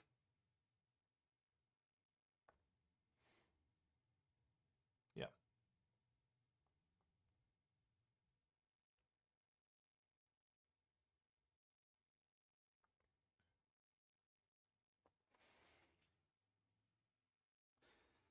Pulls out a shotgun again. Looks like Herbert to his right, and they give the ball to Herbert this time, who runs right into the end zone for a touchdown. Gets a hug from the one Bears fan who's on the sideline. And just like that, those boys are back in the game.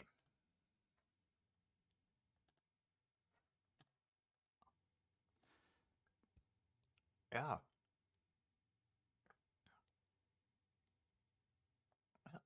Yep, Herbert just using that speed to blast by everybody. I don't know, Geezer. I do not know. Welcome back, Bella. Extra point is good. And it is now 14-17.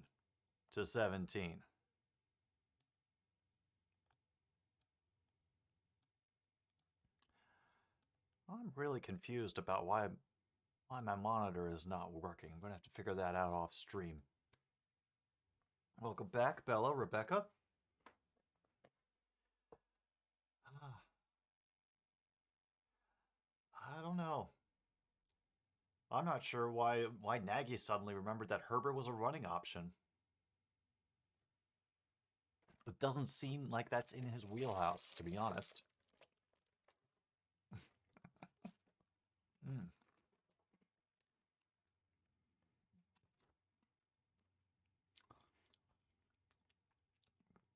Oh yeah, these are absolutely terrible for me, but damn, they do taste good.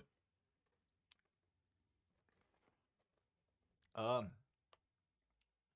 the Seahawks got a touchdown and a field goal to add on, and Herbert just got a touchdown for the Bears. So it's a game again.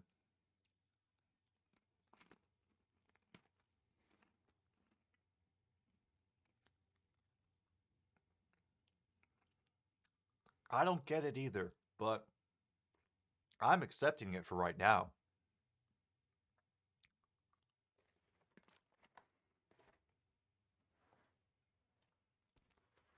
I will gladly take something interesting for two teams that are just playing for either pride or for whatever the heck they want to have happen with their coaching and managerial staffs. Successful raids. Good, good. Yep, they're closing the gap over here. We even got a few new names popping up in the chat. Leif and Kate Berry ended up coming over from Tom's stream. Say hi. Yeah. No, you're very close on that, geezer. And I don't know. At this point, yeah, I think the game is up in the air. The Bears were able to stop a Seahawks on that last thing, and they got Herbert involved now. So now the Seahawks defense has to worry about him as an option. That kick will be brought out of the end zone and up to the 25, to the 30, to the 35. He will be brought down right near the 40. Great run by Dallas.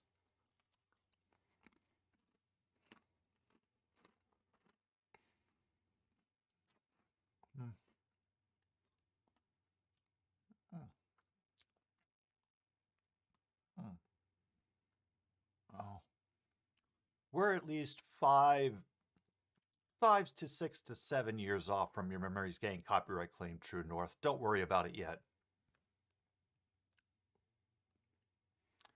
Oh, and Santos being helped off the field. That's not good for the Bears.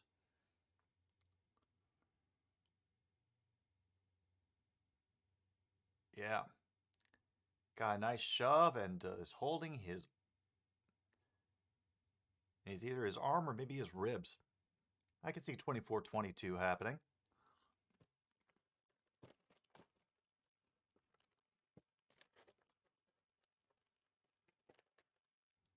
All right. 3 out of 4 ain't bad. Oh, that's where Secret Underdog went too.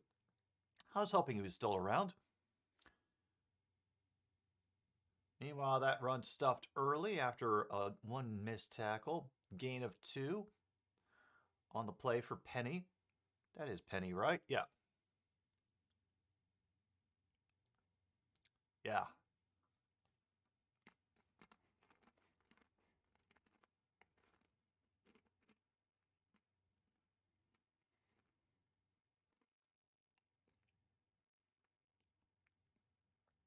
A 2nd and 8 as my TV signal goes out again. Ah, traditions continue. And a fantastic run from Penny. He's crossing over midfield, will be brought down at the Chicago 25. Dang. Wish I'd been able to see how that play developed, but all right, here's the replay.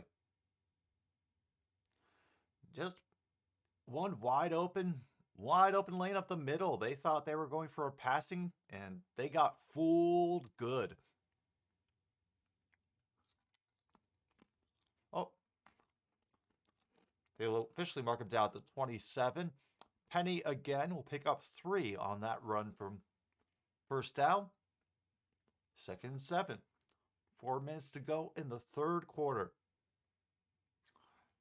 Good to have you all back here.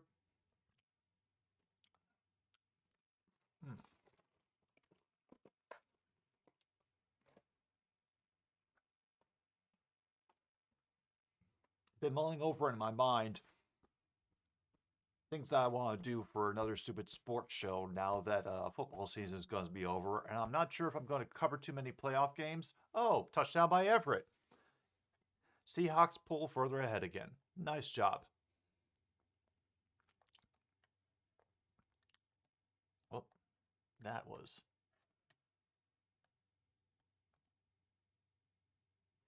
a goof.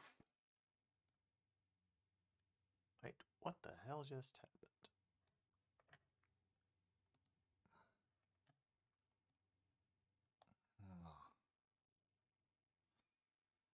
Angie is doing all right. I gave her her early dinner.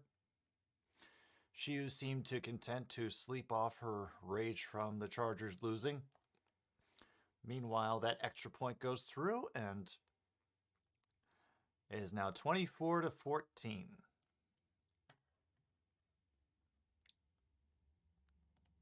Seahawks leading the Bears.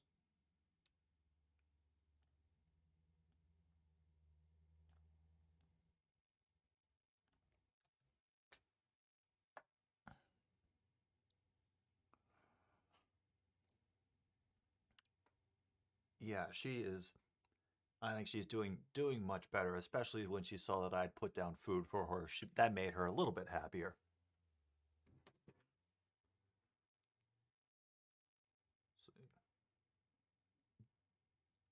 Oh.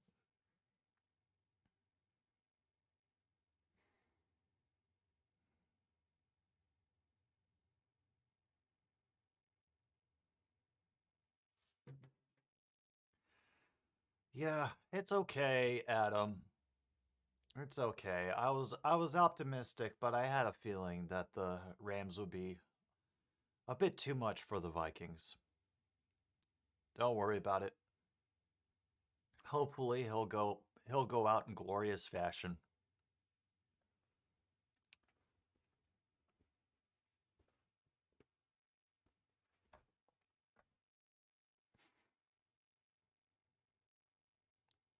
Although if my current theory about who is who in that house is right,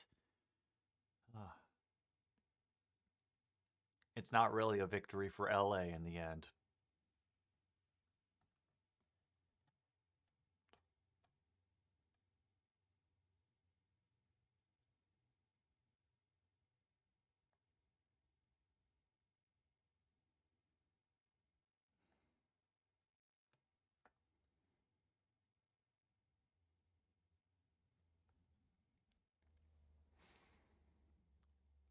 Boy.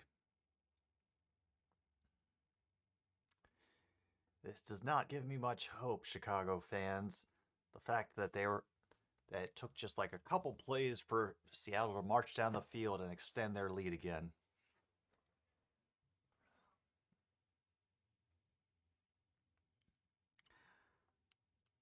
Yeah. That's if True North.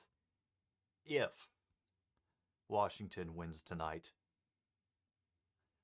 I as inconsistent as Dallas is, I am skeptical that Washington will be able to eke out a victory tonight.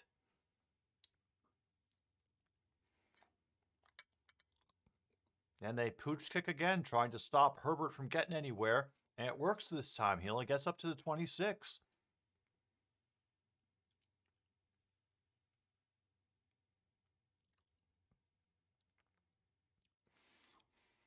Ain't that how the world works, Colt? Just when you need the Rams to play down, they suddenly remember who they are. And when we need the Vikings to remember who they are, they suddenly play down. Oh well. Those Chiefs are back?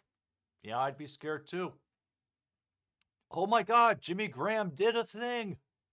Jimmy Graham did a thing. We're all in trouble. And the Bears are now at their own 40-yard line. Oh. This just got very dangerous.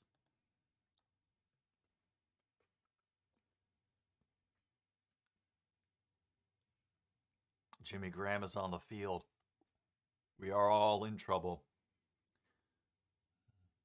Foles out of the shotgun again on 1st and 10. Fakes the handoff to Westbrook. Meanwhile, it's up the middle for Moody, who is going to cross midfield and get down at the Seahawks 44. Oh boy. Now we got some action going in this thing.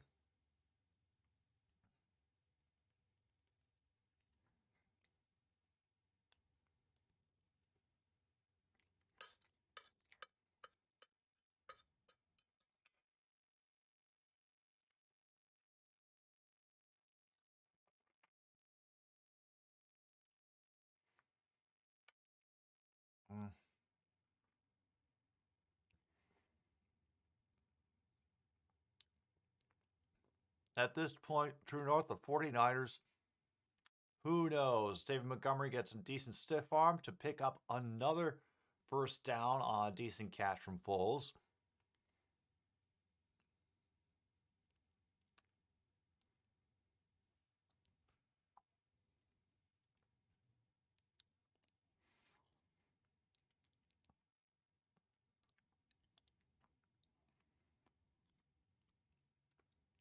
I think they can be dangerous. It's just not right now.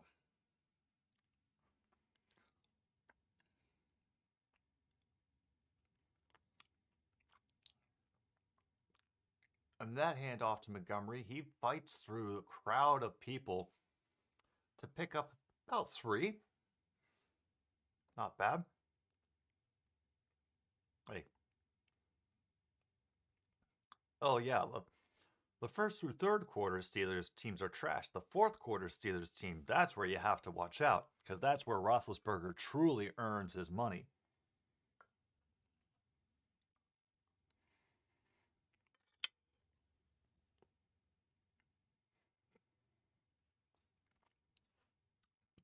Meanwhile, 2nd and 7 for the Bears. Fake the handoff to Herbert. Quick pass to Komet, who stays on his feet after a low tackle fails and will be brought down at about the 15-yard line by Dunlap.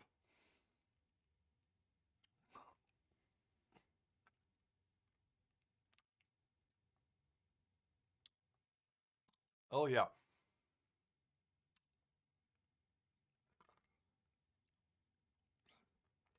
I'm sure a lot of Pats fans are happy that it looks like they found a good solution for losing their longtime Hall of Fame quarterback. I think Mac Jones can get better as long as he's developed right.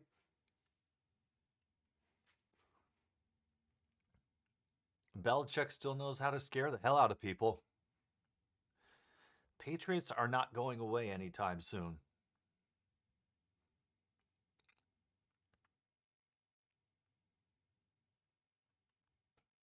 I think that's the end of the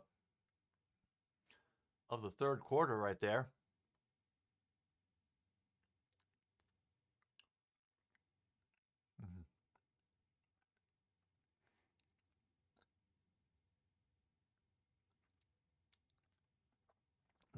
True that, geezer. Very true. Yeah. Well, they're officially in the playoffs now, according to the one football standings that I looked up. The Cardinals are in. They're not going to win. They've fallen out of the lead for the West and the number 1 seed, but they're going to be in the playoffs. And we'll see what they can do with it. Oh no, not Derek Carr. Yeah, 9 and 6 is nothing to be mad at. Absolutely not. Chiefs lead 30-0? Oh, I'm definitely glad I'm not watching that game.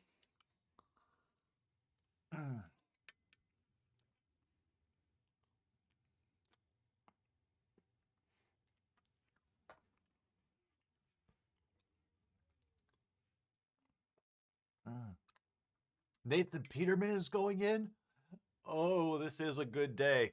This is such a good day. I'm so happy.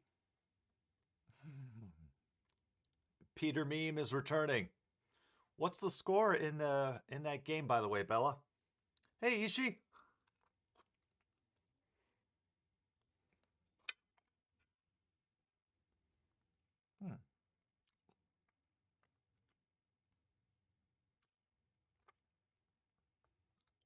So what you're saying, Geezer, is that all those teams the Titans have lost to, the Titans actually soften them up for future opponents. Gotcha.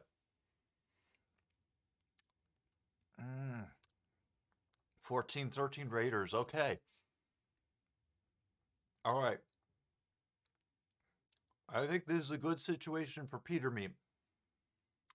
He's actually just being asked to maintain a lead right now.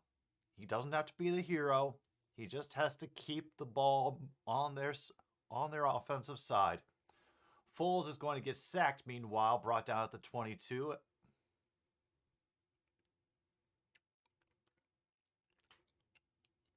And of course, Dunlap can completely fall on top of Foles. It's not a penalty. Anybody else tries that shit, though? Definitely.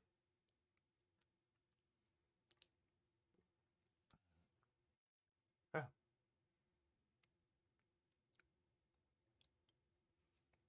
Mm-hmm.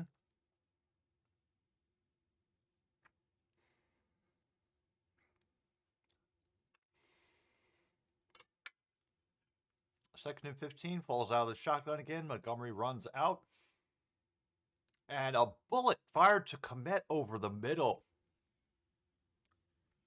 Cole Cash Komet doing it again. And I hope that he's shaping up to be a great tight end prospect for the Chicago Bears.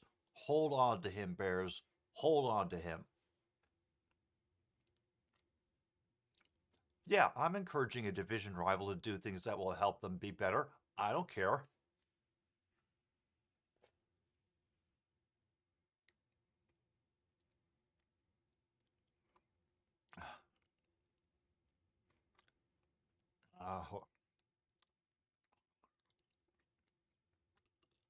Yeah. And it looks like Foles was going in for the sneak, but my signal died again.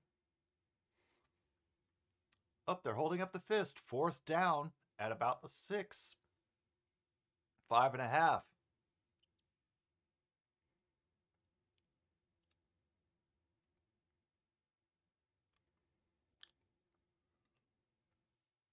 What's the question, Ishii? Ask away.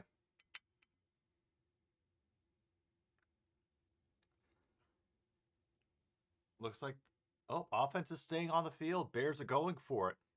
All the crowd at Lumen Field gets to their feet. They're 11 for 25 on 4th down conversions this season. And Foles sneaks it ahead again. Refs are running in, trying to sort out the nonsense.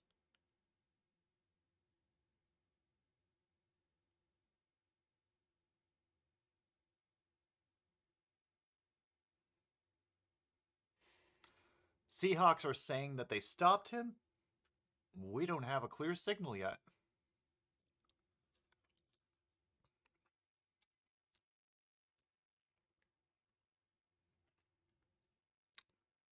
The announcer's saying that he's short, but Foles is still out in the field. Nope, 1st and goal.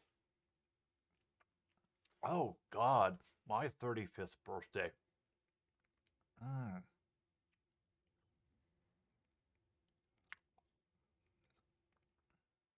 Oh, now we got a challenge flag from Pete Carroll. He actually flew the right flag this time. Good for him.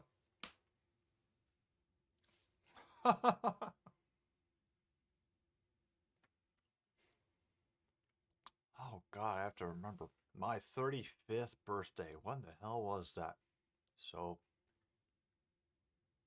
what was this year's? Yeah. It's 7th, 36th, 35th. Huh.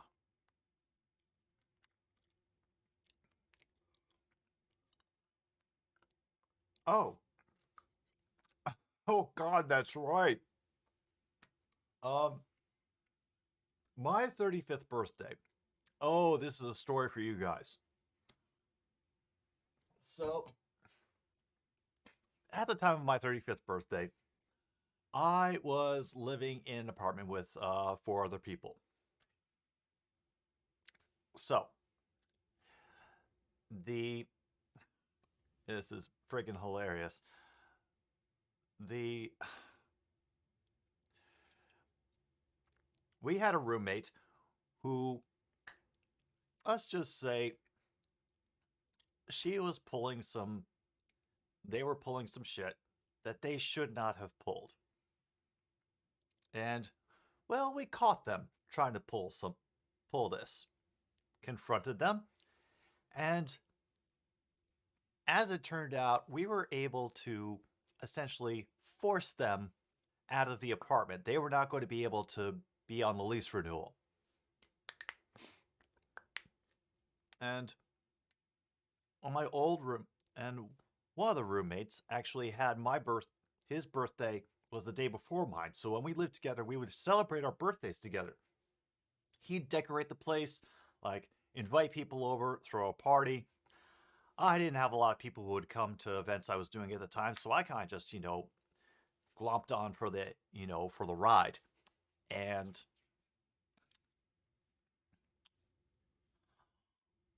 bad roommate, we will call them Deacon Blues. Deacon Blues sees Eric decorating for the party. And they get into a vulgar verbal disagreement. I am currently in my room relaxing before I go out driving for the night. Call stands, by the way. First and goal. And Deacon Blues stops by my room, pokes her head in, and says, "If that party is still going when I get back from my show tonight, I'm calling the police." So we warn everybody that's coming that our terrible roommate is going to call the police on us. And it is a space themed party, so people are dressed up like, stormtroopers and Star Trek characters. I'm dressed up as the Doctor Who with the fez. And sure enough, a birthday party. This was my 35th birthday party that I was celebrating with one of my old roommates because his was on the 31st, mine was on the 1st, so we just celebrate together. And it's just a bunch of people, hanging out, drinking, playing music at a reasonable volume, being respectful, and Foles gets sacked in the back again for down at the 13. So, party's going well. There's no coke, there's no weed, nobody's launching themselves through tables. It's a grown-up, just decent people hanging out party. Deacon Blues comes in. The party continues.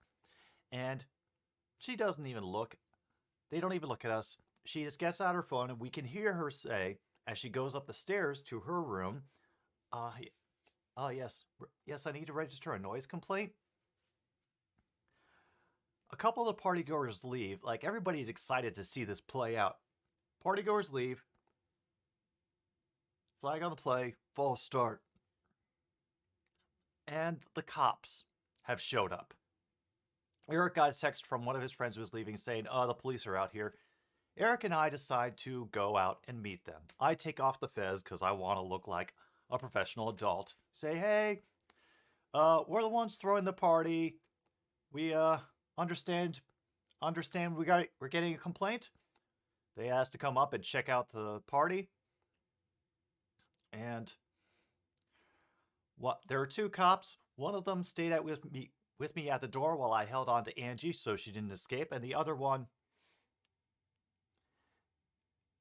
and the other one went with Eric to check out the party. He explained, "Oh, we're having a party. It's, it's space themed, so there's some we just got people dressed like Star Wars." And he's like, "Hey, I love Star Wars."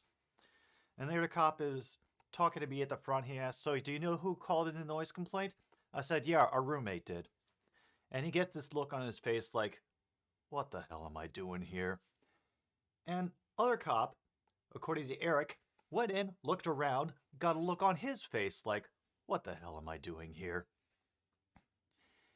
He comes back up, shakes his head at his buddy, and says, "If she's got a problem with you, she needs to either talk to you or take it up with building management.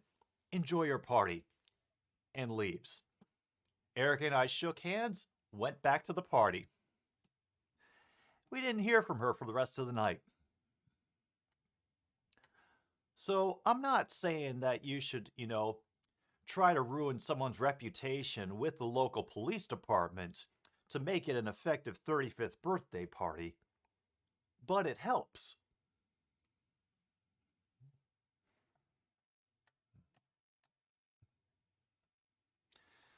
And I think the Bears just picked up a field goal there, kicked by whom I have no idea. But now it's 17-24. So good on them. Shame they couldn't get into the end zone, but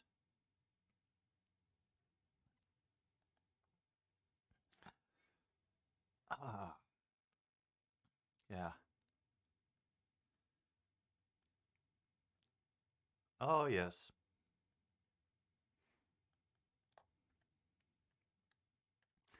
Doing good, William. Glad you could make it. We are having a time over here as the Bears are trying desperately to get back into this game with the Seahawks. It's currently 24-17. I'm not sure what kind of tilted, skewed nonsense I'm making with the numbers, but gotta roll with it.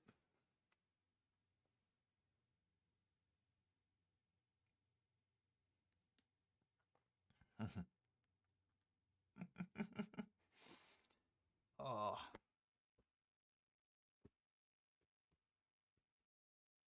1-0 to 5-9. You love to see it. Oh, you're welcome, Ishii. Hopefully that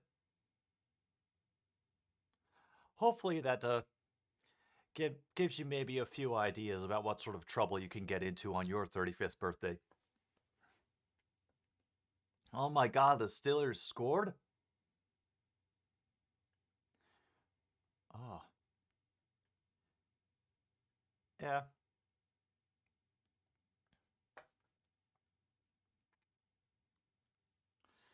30-3. Oh, Chris Boswell. A one bit of consistency.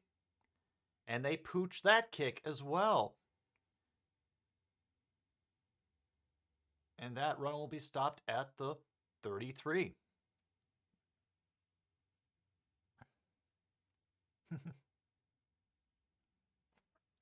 It was, yeah, I gotta,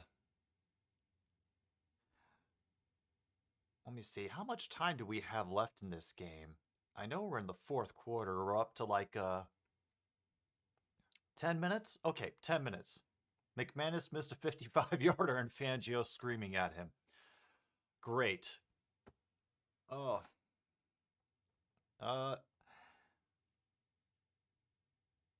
Oh, and we've got a nice little run happening here from Eskridge. Gets the ball knocked out of his hands. He shoves, and that is an obvious flag. Oh. That is going to be some unsportsmanlike conduct.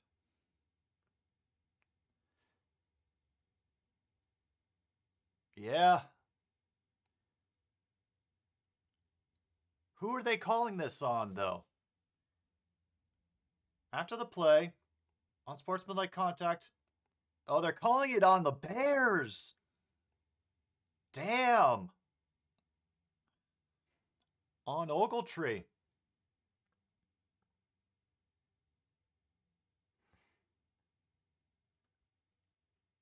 Oh, yeah.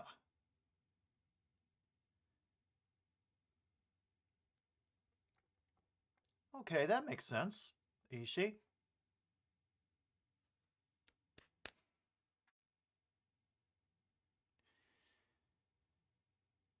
And thanks to that, the Seahawks move easily into Bears territory. They take over at the 46. So we've got time. It seems like this game isn't going anywhere interesting for the last 10 minutes. I could tell you all exactly what happened with Deacon Blues to put us into this situation.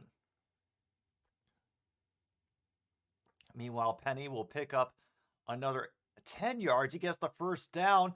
We'll push through to the 15. Vikings 49ers, game of the year. Absolutely. So, if you guys want me to tell the story of how Deacon Blues became persona non grata in the apartment, I'm willing to share. Meanwhile, Seahawks have a fresh set of downs. They're at the 14 of the Bears. Back down again. Wilson in shotgun. Eskridge moving around in the backfield. And Wilson will take it himself and slide down at the 11.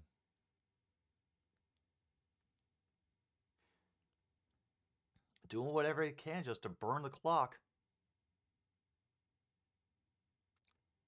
Luke says he wants the story.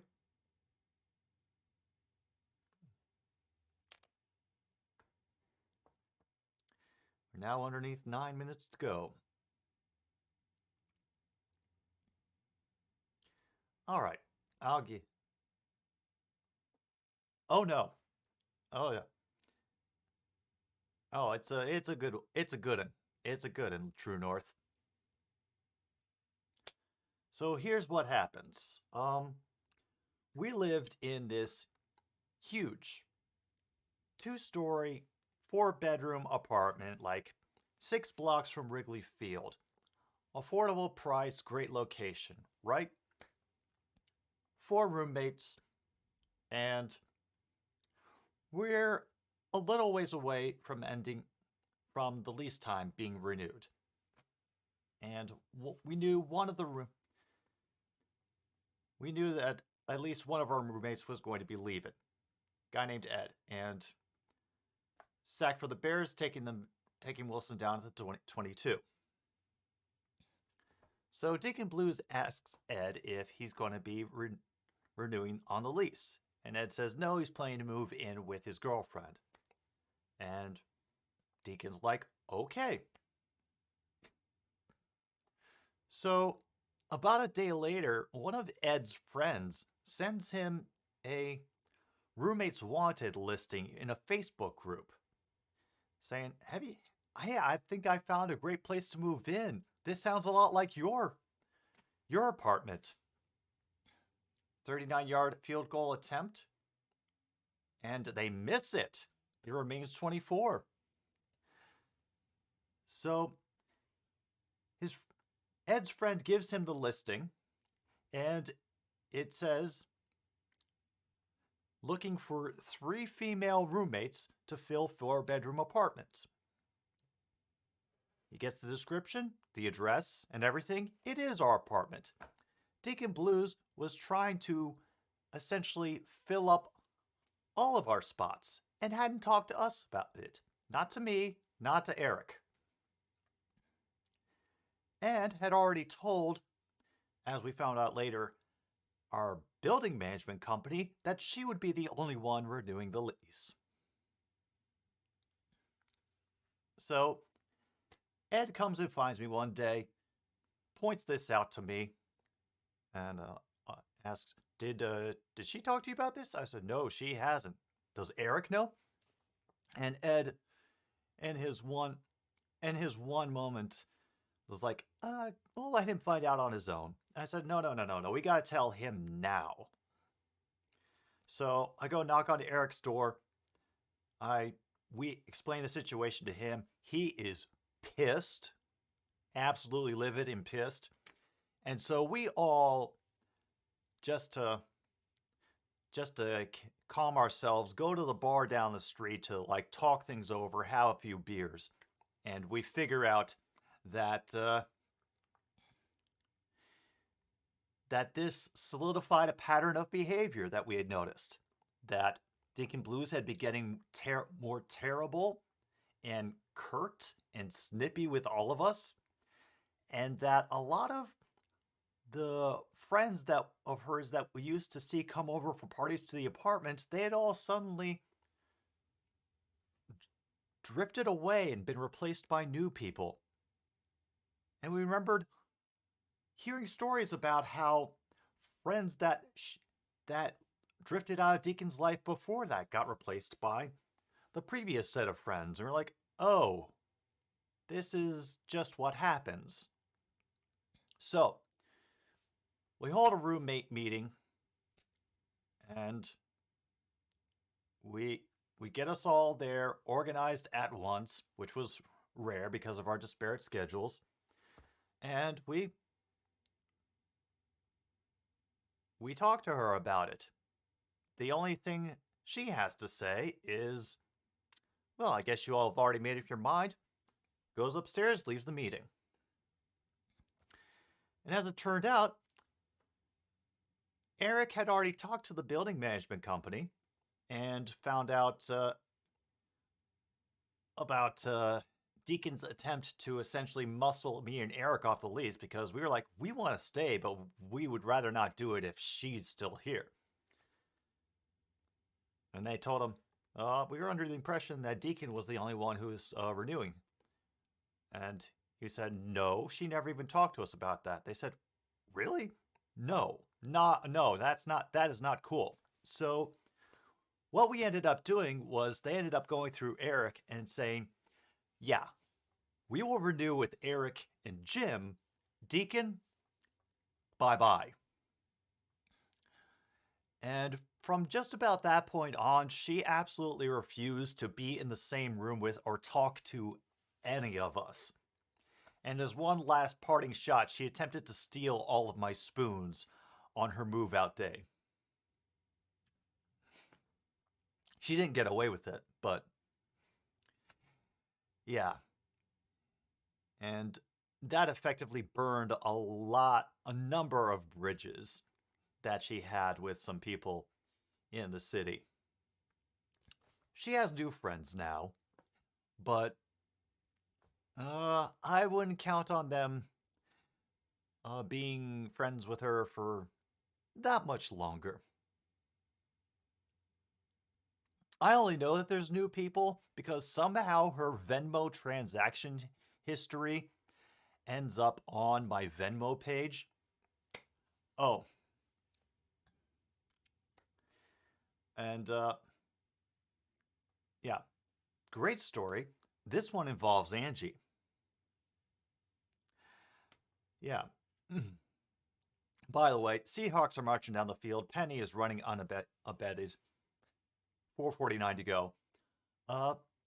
For the year and a piece that I was there before all this happened, there was an interesting thing where Angie would somehow accidentally end up getting locked in the front hall closet. Now, Deacon already had a cat by the name of Lula. And Lula and Angie weren't friends, but, they could coexist. And I was only really added to the lease because I was able to fill space and said yes. Deacon was never happy about the fact that Angie was in the apartment.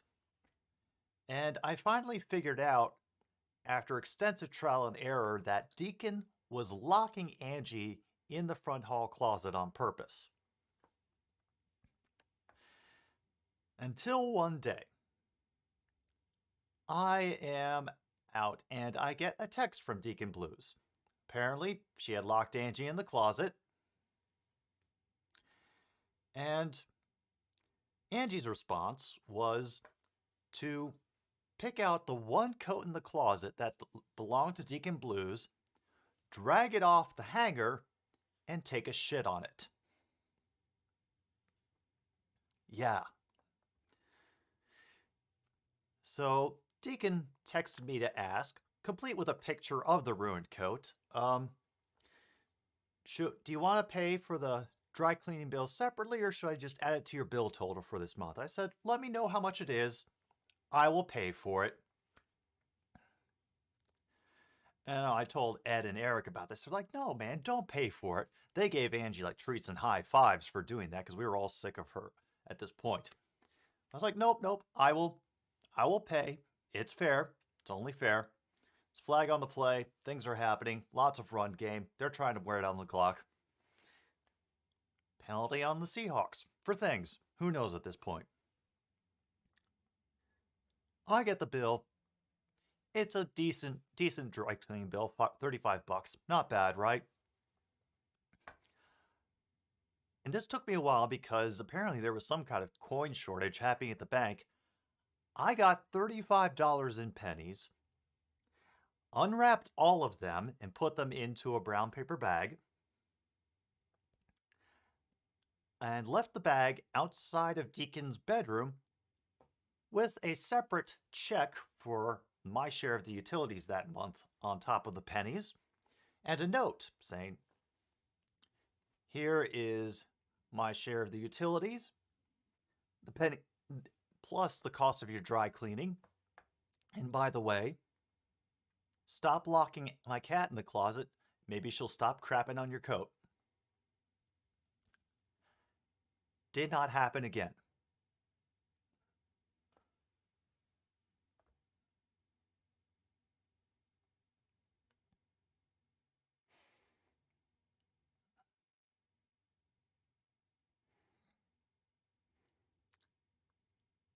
By the way, we're 3rd and 21 for the Seahawks. 3:07 left to go in the 4th. Yeah, that is the pettiest that I have ever been in my life, Ishii. And Angie, she knows how to target people. Let's just say that.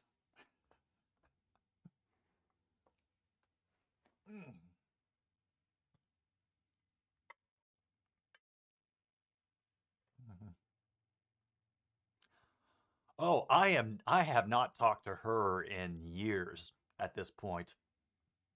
She is so far out of my life.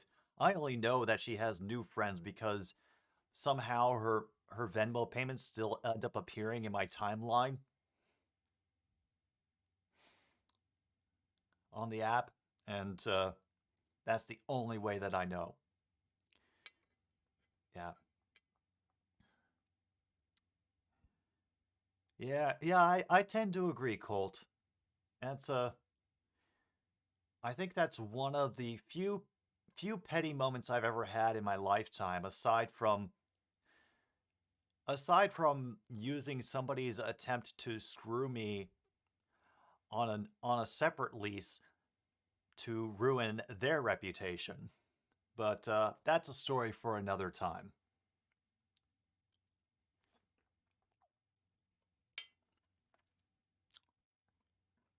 Yeah, she's not bad. Oh, they got pushed back to like the 42. Now it looks like they're taking a delay of game so that they can have a better opportunity. But the Bears declined the penalty. All right.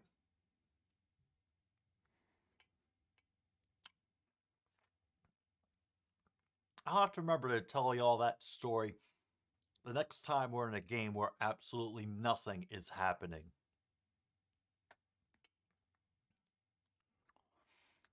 Seattle punts it away. And it ends up in the end zone anyway. Touchback. Are Steelers still going to Super Bowl? What is the score of Steelers going to Super Bowl?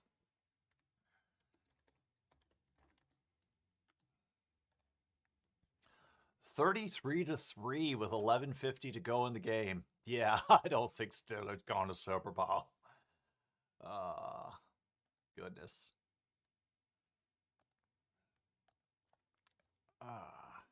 Fan-frickin-tastic. Well, there's still time, Geezer. Najee Harris could get a TD, especially if the Chiefs decide to play prevent defense. Meanwhile, from the 20, Mooney catches another pass and gets up to the 40, fights his way to midfield. Fantastic effort by Mooney there. Oh my God, well, they're only down by a touchdown, so they are determined now. Yep, William Steller's got us up. And of course, there's a flag. Never mind. Never mind. Personal foul, roughing the passer or the defense. Oh, damn.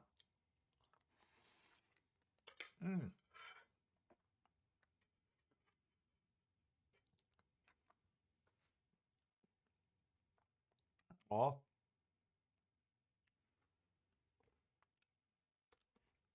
Yep, time to watch the Hawks choke the game away. It would be hilarious, Colt. Absolutely hilarious. Oh.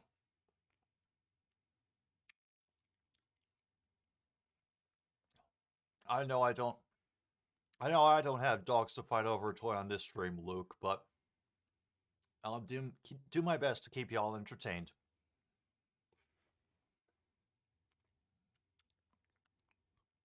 Montgomery out of the backfield for another pass from Foles, and Montgomery will drag Amadi with him to another first down. Holy crap. Well, yeah, no wonder he's doing play-by-play of the Dogs playing, because that game sounds boring as hell now. And business picked up over here.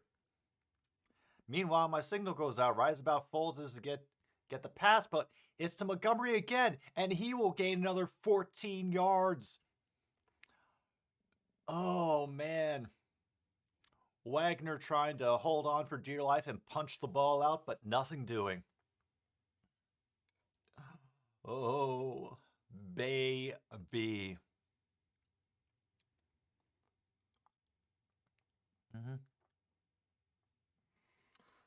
Yeah, I kind of ended up the same way, True North. Like, it was fun for a while for me, but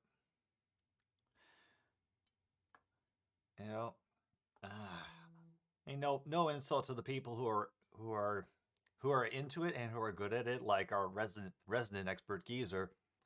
You know, it just never clicked for me for whatever reason. I don't know why.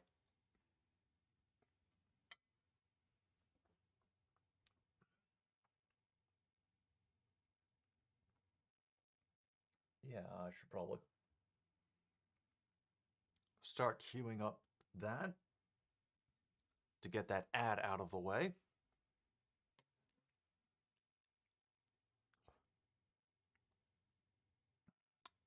Who knows what that noise is from? No, I'm not setting off anything, Google. Stop trying to make me use my voice.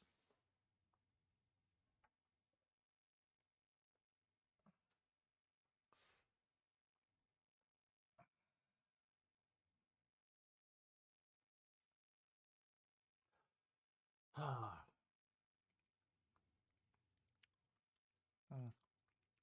Huh. Oh, yeah.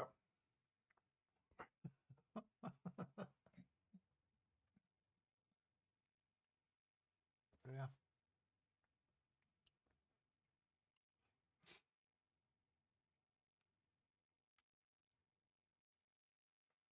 Yeah.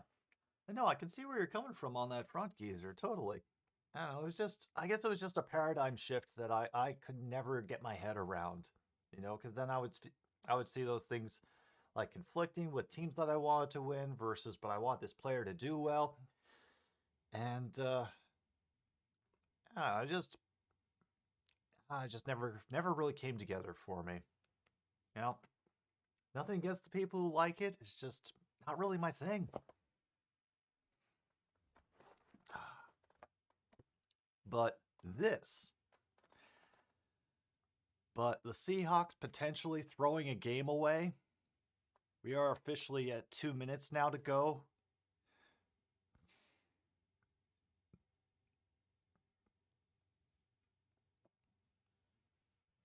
And the Bears are in the red zone.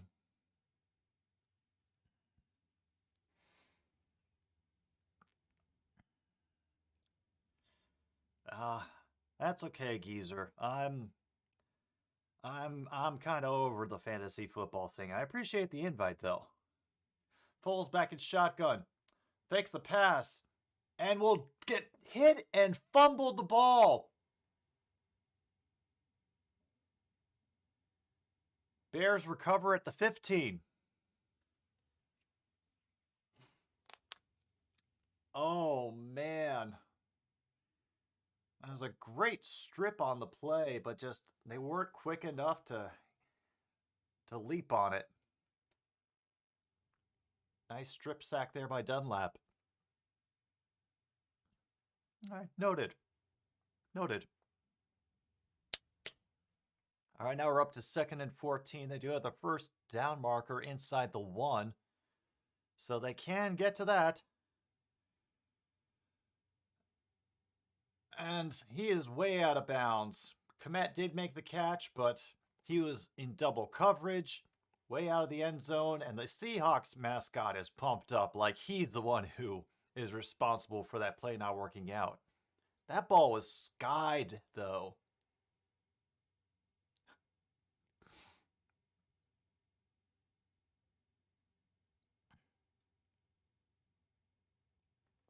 Third and 14. All right. 1:07 to go.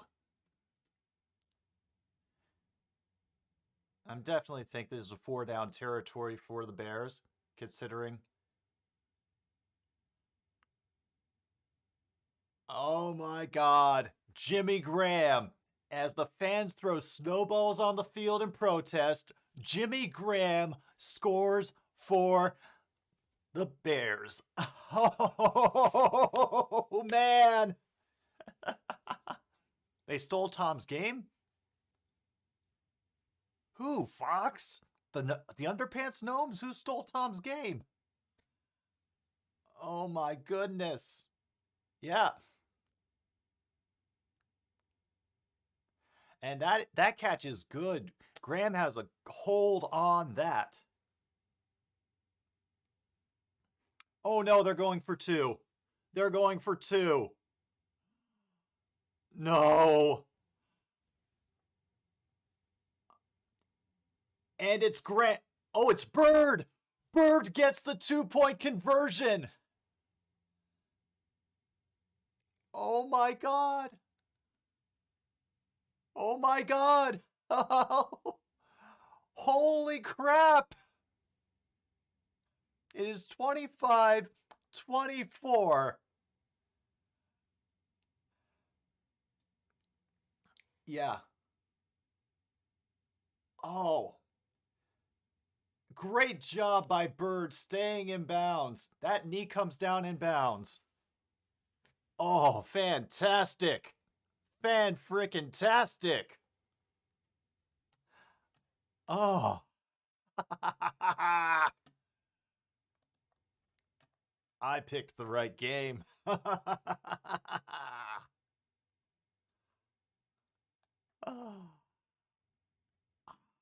Let's update this score right here. Oh, man.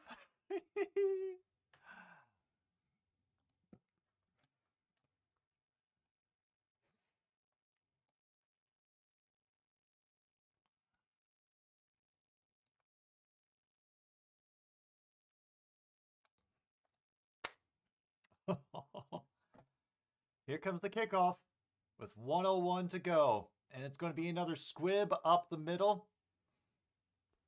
Fielded about the 15. Forced to the outside and will be brought down. Pushed out of bounds. Furthest he will get is the 26. Yeah. Yeah, they did have that field goal that they missed earlier in the earlier in the quarter.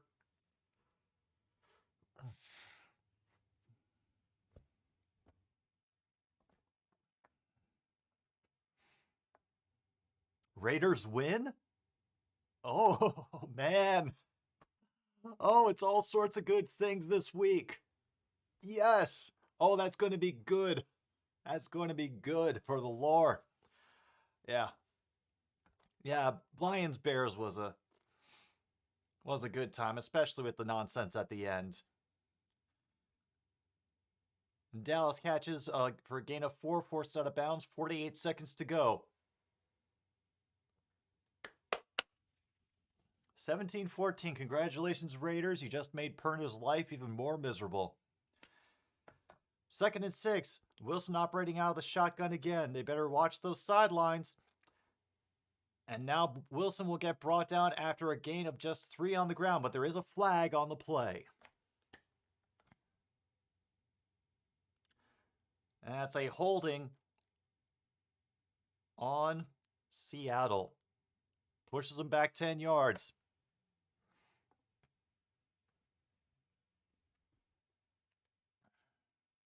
Remember where your towel is, folks.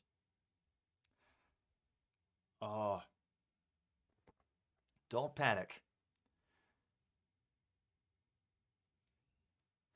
We're up to 2nd and 16 now. 4 receivers out, and I always forget that running back's name to his right.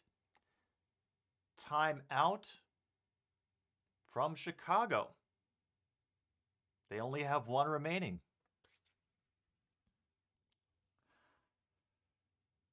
Hey, somebody tell Tom to get over here and join this stream. This is where all the action is right now.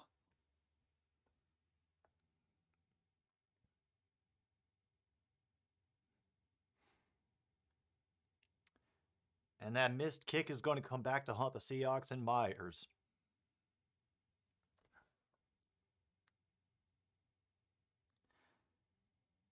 I'd be good with the Coins prediction for the record coming true. Myers' career long is 61 that he got against the Rams earlier this year. 2nd and 16, another 4 receiver set for Wilson in shotgun. And Lockett drops that pass. Incomplete. 3rd and 16, 38 seconds to go.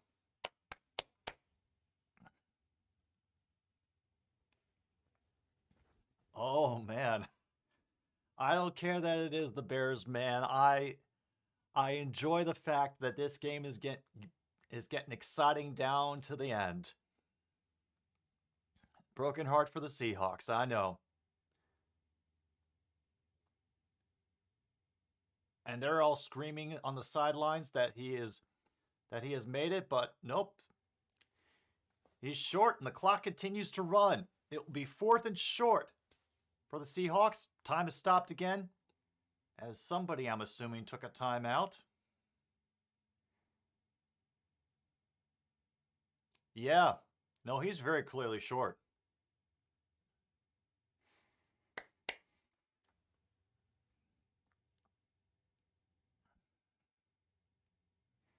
Yep, Seattle takes their 2nd timeout.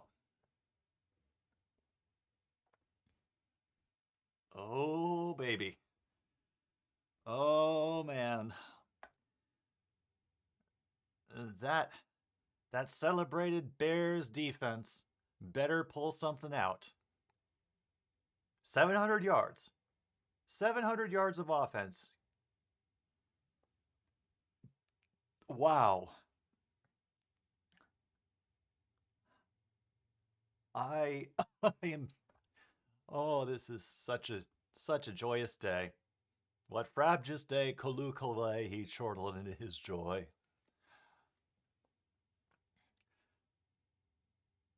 Fourth and 1, and Seattle does the cha-cha.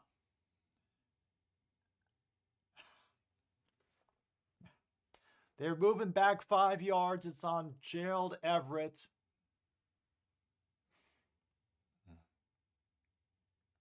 Now 4th and 6.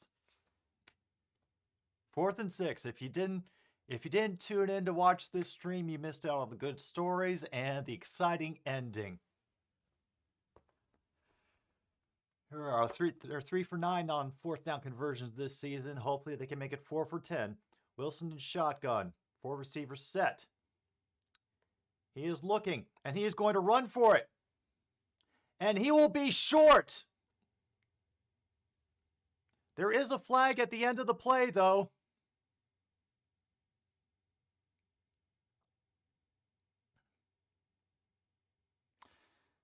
The Seahawks are signaling that they're going to get the ball. What the heck? What the heck is that ending? Holding on the defense, holding on the offense, those penalties offset. Replay 4th down.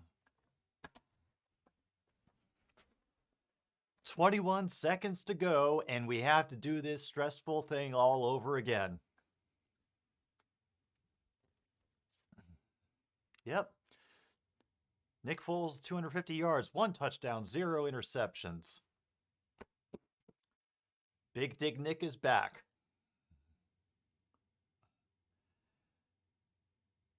Four receivers to the left for Russell Wilson.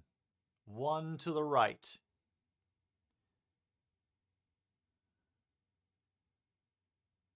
And that pass goes nowhere. Over the receiver's head. Ball will be turned over on downs. And a flag comes out after the play is over. Oh no, this is taunting, isn't it? After the play was over, unsportsmanlike conduct, 55 of the defense.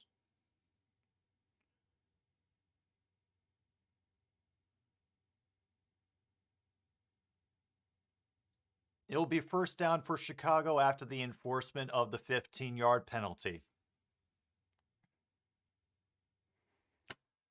Wow.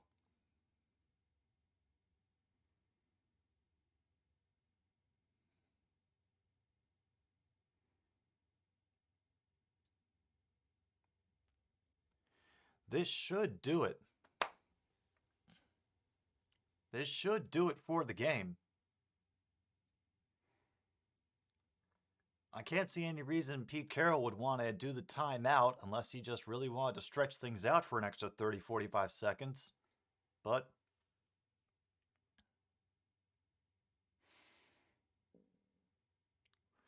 we will see. He could get real petty here at the end.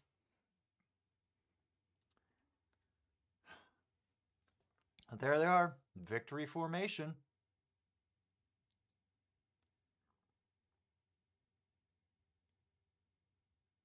And a snowball gets thrown.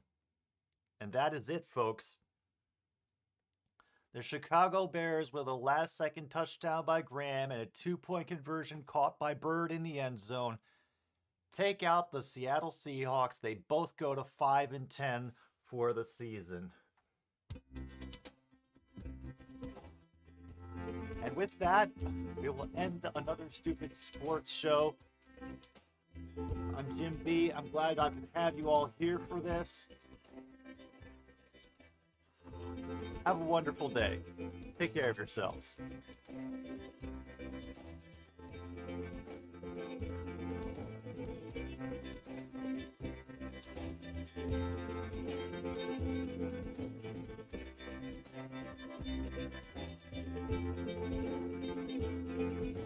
Changes come, and we ring in the next new year.